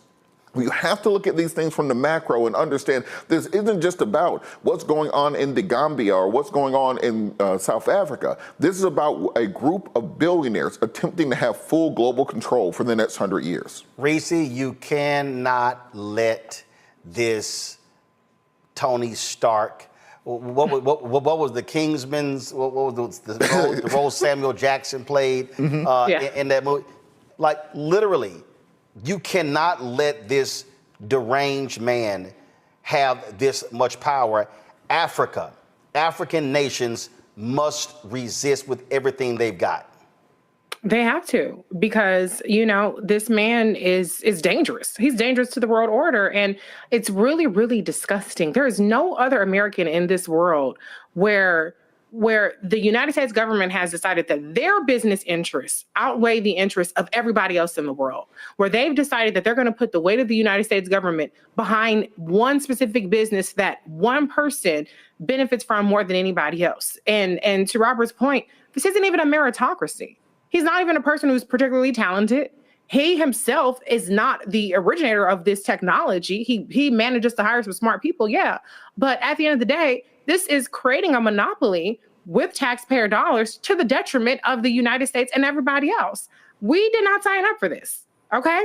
People signed up for their prices to go down, for their lives to get better, not to line Elon Musk's pocket even more and more. And so, yes, this is very dangerous because he's so multifaceted. And let me also add, he has our Social Security information. He has, voting, all of the data mining that they've done when they rummaged through the United States government. And they have aggregated data that typically had been housed separately because you don't want to have one person have access to all this data and create dossiers on every American. This is the same person that has that information as well. So he has used the United States government for his personal gain. He's gotten everything he can get out of it in terms of the information on hundreds of millions of Americans, and he's going to take that pillaging globally even more. So yeah, this is disturbing. It's very disturbing. And the only thing that I can hope, which I ain't going to say I'm too optimistic about, is if we should have elections again, the first person that the DOJ needs to be on is Elon Musk's ass. There needs to be a special prosecutor, not 3 years into the next Democratic term, but on day one. There needs to be a special prosecutor looking into Elon Musk. Donald Trump may have gotten immunity from the Supreme Court, but all of these elected officials, all of these ambassadors, all of these people around Elon Musk that are doing all this illegal shit, they need to be in the crosshairs of that special prosecutor on day one of the next Democratic administration. There's nothing about Elon Musk, Greg, that I trust. No African leader should trust him. He should be nowhere near these countries. And again, they must say no. And Gambia is fighting as hard as they can, but the United States wants to break their will. I hope that brother I hope he absolutely stands strong. I think he will, to the degree that he has strong partners. Partners may be too strong a word. Robert, again, you laid it out, brother. This is the new scramble for Africa, which isn't new at all. This goes back 500 years. This is why they snatched us. We're nearing the end of the contemporary world order. The age of Europe is coming to an end. The United States is burning brightly in terms of its white nationalism, but make no mistake about this. And this is to all those who cling furiously to the descendants of slaves concept, or foundational Black Americans, or B1s, or whatever other foolishness you've allowed grifters to inject into your brains. It's time to be smart now. This is the end of the age of Europe. All the settler states of the Western Hemisphere, which came into existence when the Spanish and the Portuguese and the French and the Dutch and the English came across the Atlantic, are either moving to the post-European era. We know, of course, that Brazil was among the countries that has been in Beijing all week for the 10th anniversary of the China-CELAC relationship, which, of course, I think that the chair of CELAC right now, which is the Community of Latin American and Caribbean States with China, is the Colombian president. They're moving past the United States. The Monroe Doctrine will be in the ash can of history, as will probably be the concept of the nation state. I'm glad you said that, Robert. Elon Musk doesn't look at the lines on a map, and neither do anybody else, any of the other Silicon Valley moguls who were at the Saudi U.S. Investment Forum in Riyadh. We're talking about planes and gifts and all that's very important, and even very important to Donald Trump. But if you saw the pictures of Elon Musk shaking hands with the Saudis, perhaps you missed the fact that the CEO of Palantir and Musk's friend Alex Karp was there. Perhaps you missed that Musk's rival, Sam Altman, from OpenAI was there. In other words, these people don't look at lines on a map. Only the people who are not paying attention are looking at lines on a map. Now, juxtapose that against what happens when you are in a country like Nigeria. Gambia is as low a hanging fruit as you can get. That's the point of entry. That's the experiment. Let me tell you something. Any of y'all ever met or know or been with some Nigerians understand that Nigeria is going to be ungovernable when it comes down to trying to control them. Now, of course, the lure is people want reliable internet access. So you've got millions of people. And as you say, Robert, I mean, Africa is the future. It's the present and the future. Ultimately, well over 1 billion, closer to 2 when you integrate all of us who are not born directly on the continent, but who are Africans into the equation. We are now talking about countries that will reject the quote unquote soft power of the United States, even as it unilaterally disarms in that regard. Shout out to little Marco, who has decided that he's going to be the errand boy in degrading the concept of American values, which was already degraded, but the rest of the world's laughing and has always been laughing. It's getting louder.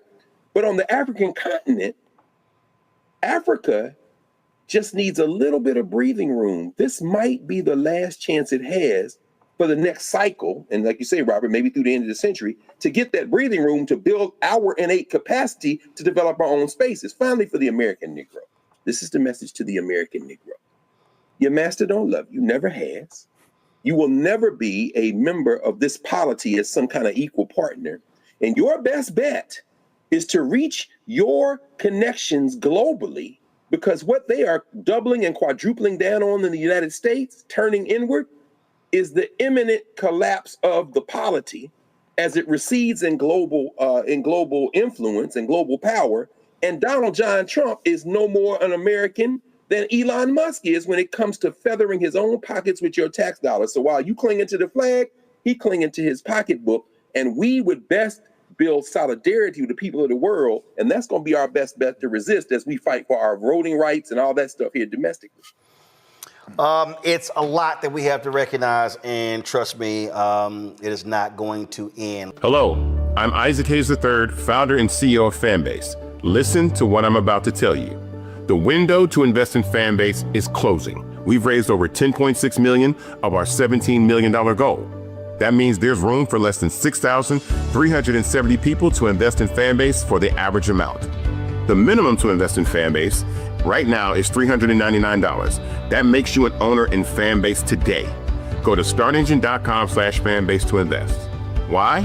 Because current social apps have taken advantage of users for far too long, with content suppression, shadow banning, harmful racist content, and no real tools for monetization and equity. Fanbase has over 1.4 million users and counting, allowing anyone to reach all their following and monetize their content from day one. Social media is the new TV, and whoever owns the apps that distribute that content have the opportunity to own potential billion-dollar companies. While big platforms with uncertain futures are failing to serve their users, Fanbase is stepping up to fill the gap. Don't wait until it's too late. Invest now, invest for yourself and your future. Go to startengine.com/fanbase and own the next generation of social media.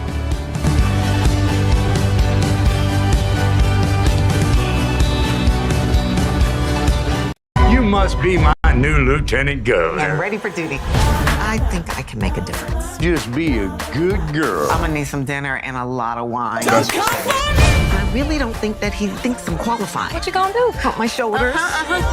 When you want something and you earn something, you fight for it. Kids, do you know who this is? Mary J. Blige. I didn't know we was about to be attacked by all of Nick Cannon's kids at once. Folks, we are really dealing with a thug in the White House. Today, they sent a letter to Harvard University saying that they are banning any international students at Harvard, and if anyone with a visa, they must transfer in the next 72 hours unless they comply with these directives from these idiots. Well, guess what? A federal judge literally has just blocked them from terminating the legal status of international students. U.S. District Judge Jeffrey White has made that decision, blocking the Trump from terminating the legal status of international students, including at Harvard, all across the country. All across the country as well, plus from arresting and detaining them. This is unbelievable. What was announced by the Trump administration, again, ordering them to comply with this directive that just makes no sense. I just want to quickly go to my panel. Dr. Greg Carr, Department of Afro-American Studies at Howard University. Also joining us is Dr. Nola Haynes, of course, first of all, she's at Georgetown University. and of course, foreign policy expert. No, these people, and we be joined shortly by Reese Colbert. Folks, no, these people are literally insane. This is a jihad they have against Harvard. That's what's going on here. 1,000%. The part-time occupant in the White House has something against my alma mater. Sorry, boo-boo, that you didn't get to go there, because, you know, whatever he doesn't get to do, whoever doesn't want to play with him and his toys, then, you know, he wants to break them and their toys. I'm just so over Trump and his little cabal. Every day is something with these people. And it's so petty and it's so childish and it's so obvious and it's embarrassing. Like, I am over these people, but I'm happy the judge stepped in and said, no, slow your roll. You cannot unilaterally, I'm going to say this word a lot tonight, Roland, unilaterally. I know Trump thinks he's a king, but he is not a king. You just can't decree things by order of King Trump. That's not how it works. I'm going to stop there. Greg, they're thugs. They're absolute thugs. That's who they are. They're going after Harvard. They're going after Columbia. They're going after all of these schools. And to sit here and say, because first of all, 27% of Harvard's students are international. And those are the people who pay full freight. And so Trump is trying to go after the money. Yes. And, you know, Roland, it's certainly absurd. He's certainly a clown, or as Lamont King calls him, a bozo. Bose, not Hove, but Bose. But the reality is that there's a method to this madness. It isn't in his dissembled, dissolving brain. It's in the brain of Russell Vought and Project 2025. You know, remember, Russell Vaught's the quarterback of Project 2025. Chapter 2 of Project 2025, Executive Office of the President of the United States. Vought elaborates on this absurd, expansive theory of the executive. Basically, the president is a king in the mind of this clown. I'm saying that to say this. The confrontation is the point. The Atlantic just did a long article on Russell Vought, talking about Trump 2.0 and where this is headed. This goes back to what we've talked about so many times, and you've walked through Project 2025, the Schedule F. You know, he's the architect of that, replacing all the staff people in the federal government with loyalists and all that. But in this particular case, remember last week, the Supreme Court ruled trying to push back, but not completely like they should have, against the idea that a federal judge in one district can make a ruling that would apply to the country. Well, we just saw that. We're seeing that in real time in terms of the importance of that with this ruling. I'm saying all that to say this. Yes, your little boy didn't get into Harvard, Donald. I'm sorry about that with Barron. And yes, as you say, Nolan, as you say, Dr. Haynes, it's petty, it's vindictive. And the deeper approach is destroy the universities, destroy the federal government completely. Not shrink it down where it can drown, like Grover Norquist would say, but literally remake it into a weapon for white nationalism. And remember, in terms of HBCUs, this is always stuck in the craw of those. Like, remember when you covered the story about those white nationalists in North Carolina that wanted to stop out-of-state people from coming? Remember the percentage of international students, and I'm not just talking about continental African students, the percentage of international students at HBCUs is outsized. They're from Nepal, they're from China. This is an existential threat to the intellectual infrastructure of K-12 and university level. They're not going to get away with it in the short term, but make no mistake about it, they are doing this to force a confrontation with the courts, not to try to be nice and avoid one. Oh, absolutely. That's exactly what's going on. I mean, so they want this battle. They want this fight. This is what it's all about. Reese Colbert joins us right now. And Reese, I'm telling you, let me be real clear. I don't give a damn about Harvard.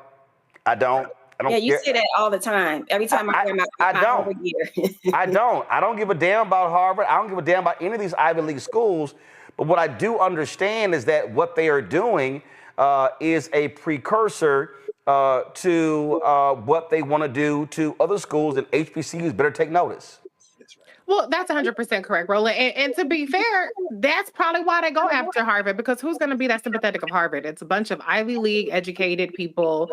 They have massive amounts of money in terms of their endowments. And so they don't necessarily make the most sympathetic cause, even for the average layperson who doesn't agree with what Donald Trump is doing. But also, Reese, though, if you do go after Harvard and take them down because they have the most money, you know, anybody below them.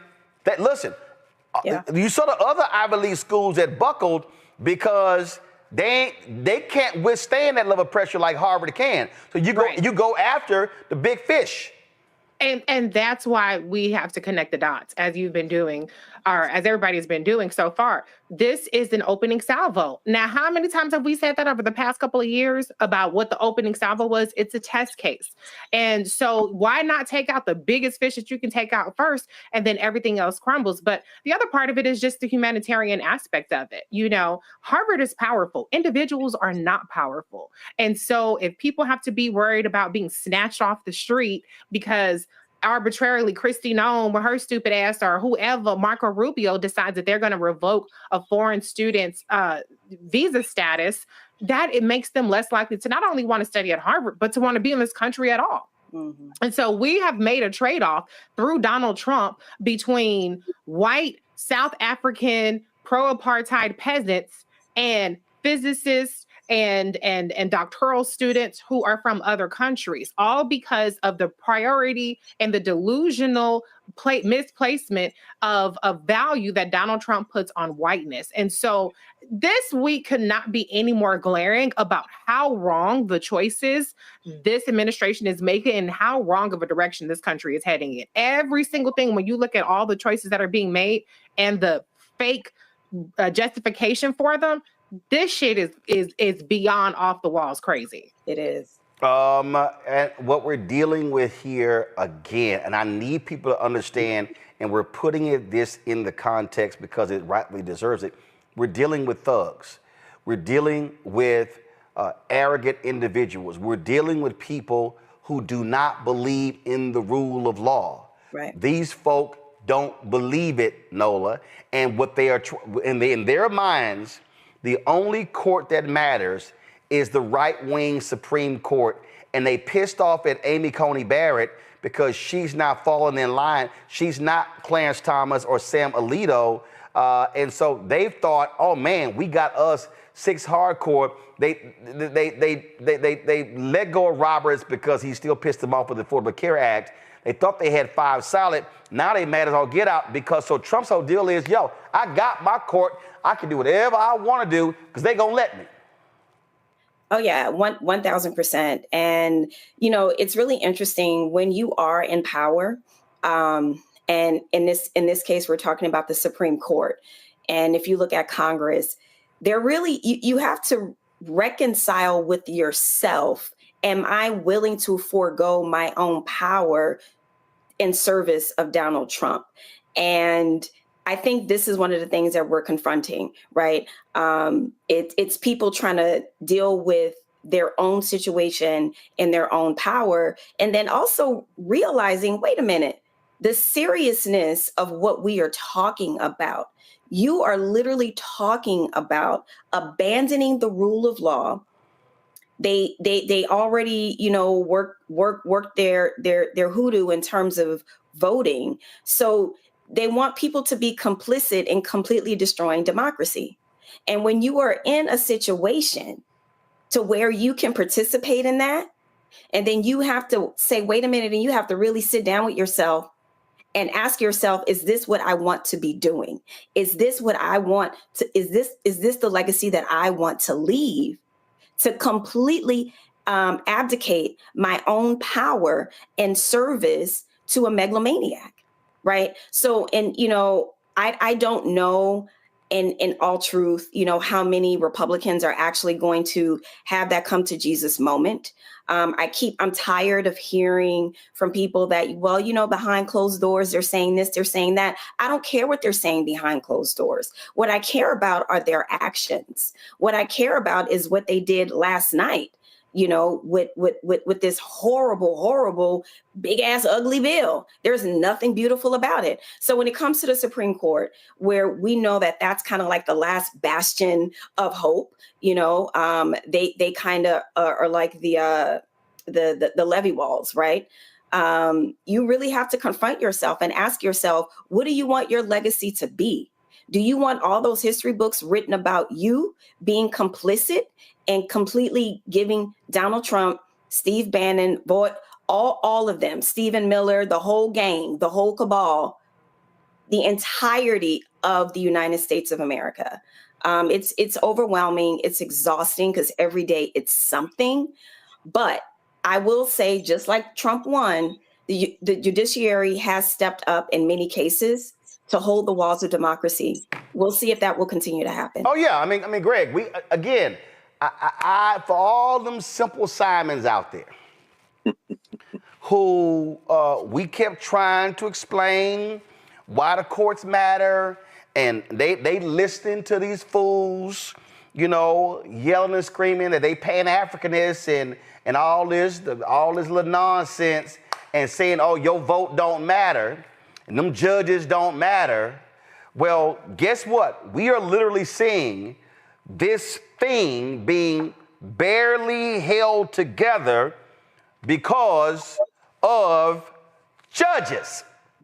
And what's pissing Republicans off is conservative appointed judges who kind of believe in the rule of law. And it's driving them crazy that they're ruling against them. It is driving them crazy, and it's a compelling choice of phrase that you use there, Roland. A white nationalist isn't just a domestic white nationalist. When you talk about something being barely held together, I'll tell you something else is being barely held together, and that's this coalition that is allowing this. The domestic white nationalists, the white nativists, the white American nativists, the white U.S. nativists are America first, for sure. But then you've got the white internationalists. This is what we're seeing with the Afrikaners. Donald Trump wants to set him up as the defender of the white world. So if you're anywhere in the white world, come to America. This is, of course, the fever dream brain of Stephen Miller, his little political cretin in the White House. They want to attract all the white people here as if they can reverse the demographic, which of course they can't. But then there are other elements. Of course, Elon Musk is a pure grifter. That's why we saw him in the White House yesterday, because he wants Starlink in South Africa, and Cyril Ramaphosa and the South African government isn't going to allow any of his business to do that come there without making sure that there's an equitable distribution among the population in South Africa. That's why he's pissed off. Then you have, of course, Steve Bannon, who's fighting with Elon Musk because he's a white globalist and also a nativist. All those elements are there. In this case, you're absolutely right about the courts. As everyone has said, as Reese has said, and as Nola's just said, the courts are the line of last defense. But remember what Russell Vought and what those who believe in this unitary executive theory are saying is that the courts don't matter. So what they're going to do, what they are pushing toward, is open defiance. That's why you saw the judge in Massachusetts with the rendering that sent people somewhere out of the United States. Apparently it was supposed to be South Sudan, but we don't know now where the plane is. And so the judge says, well, they can remain outside of the country, but they must have these cases resolved. They got to have due process. Well, that's a concession, but what it really is an attempt for the courts to say, we don't want to just openly hold you in contempt, because what we think you will do is simply say, we don't care. You see that previewed in Propaganda Barbie. You see that previewed in the Christian soldier Pete Hegseth, the defense, who's having prayer meetings now in the damn Pentagon because he is a white Christian nationalist crusader. You see that previewed when they say that the president and the executive branch simply does not believe. What does that mean? That means the law says this, but the president doesn't believe that the law is correct. When you say don't believe, finally, it underscores the point you just made. You are saying that there is a rule of law, but that rule of law is in your addled, warped, theocratic mind. The head of your law is your imaginary white nationalist Jesus, and that empowers you to do whatever the hell you want. And that is where we are. See, Reese, when I listen to these people, oh, you have Trump derangement syndrome. Y'all just keep talking about this. I'm like, y'all don't understand. These people are not playing. They are trying to figure out how much can we get away with? How much damage can we wreak in this country? That's the game here. This ain't no time to be playing jokes. These people are deadly serious about their thuggish ways. Absolutely. I mean, look, they've already gotten generational gains. We said this back when Donald Trump was elected in 2016, and we said that was on the line in 2020 as well. And it's the same thing. What they're playing for now is for keeps. They're not playing for a generation. They're playing for a permanent realignment that will solidify their white minority rule, and more specifically, white billionaire minority rule. Because trust me, those little South Afrikaners that they done brought in, they're going to be out there tilling the fields with the other white farmers that are being displaced by this war on USAID and the tariff wars. And so this is strictly about making sure that they are entrenched and ingrained in every single aspect when it comes to power. That's why they're going after Congresswoman McIver. They're saying, they've already said judges don't matter. They arrested a white lady judge, and she's still facing charges in Wisconsin. Now they've arrested a black woman congresswoman because they figure, who gonna give a fuck about a black woman being already abused by these mass ICE agents, and then turn around and have her power, the power that is vested in her through the Constitution and through her duties and her being an elected official, stripped from her. And so they have strategically, and to their credit, they've been very, very clever about this. They have each time picked their target that will result in the least amount of resistance, that will result in people saying, well, that ain't got nothing to do with me. That's what they're doing right now with this Medicaid cuts, with these SNAP cuts. I ain't on Medicaid. I ain't on SNAP. I work for my stuff. I ain't getting no hands out. They know what they're doing.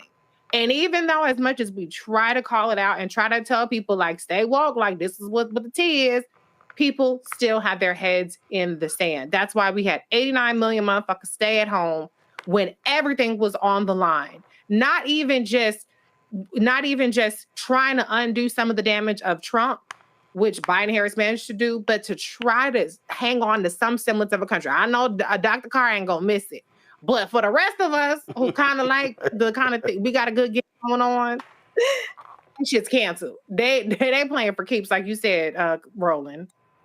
Hello, I'm Isaac Hayes III, founder and CEO of Fanbase. Listen to what I'm about to tell you. The window to invest in Fanbase is closing. We've raised over $10.6 million of our $17 million goal. That means there's room for less than 6,370 people to invest in Fanbase for the average amount. The minimum to invest in Fanbase right now is $399. That makes you an owner in Fanbase today. Go to startengine.com/fanbase to invest. Why? Because current social apps have taken advantage of users for far too long, with content suppression, shadow banning, harmful racist content, and no real tools for monetization and equity. Fanbase has over 1.4 million users and counting, allowing anyone to reach all their following and monetize their content from day one. Social media is the new TV, and whoever owns the apps that distribute that content have the opportunity to own potential billion-dollar companies. While big platforms with uncertain futures are failing to serve their users, Fanbase is stepping up to fill the gap. Don't wait until it's too late. Invest now, invest for yourself and your future. Go to startengine.com/fanbase and own the next generation of social media.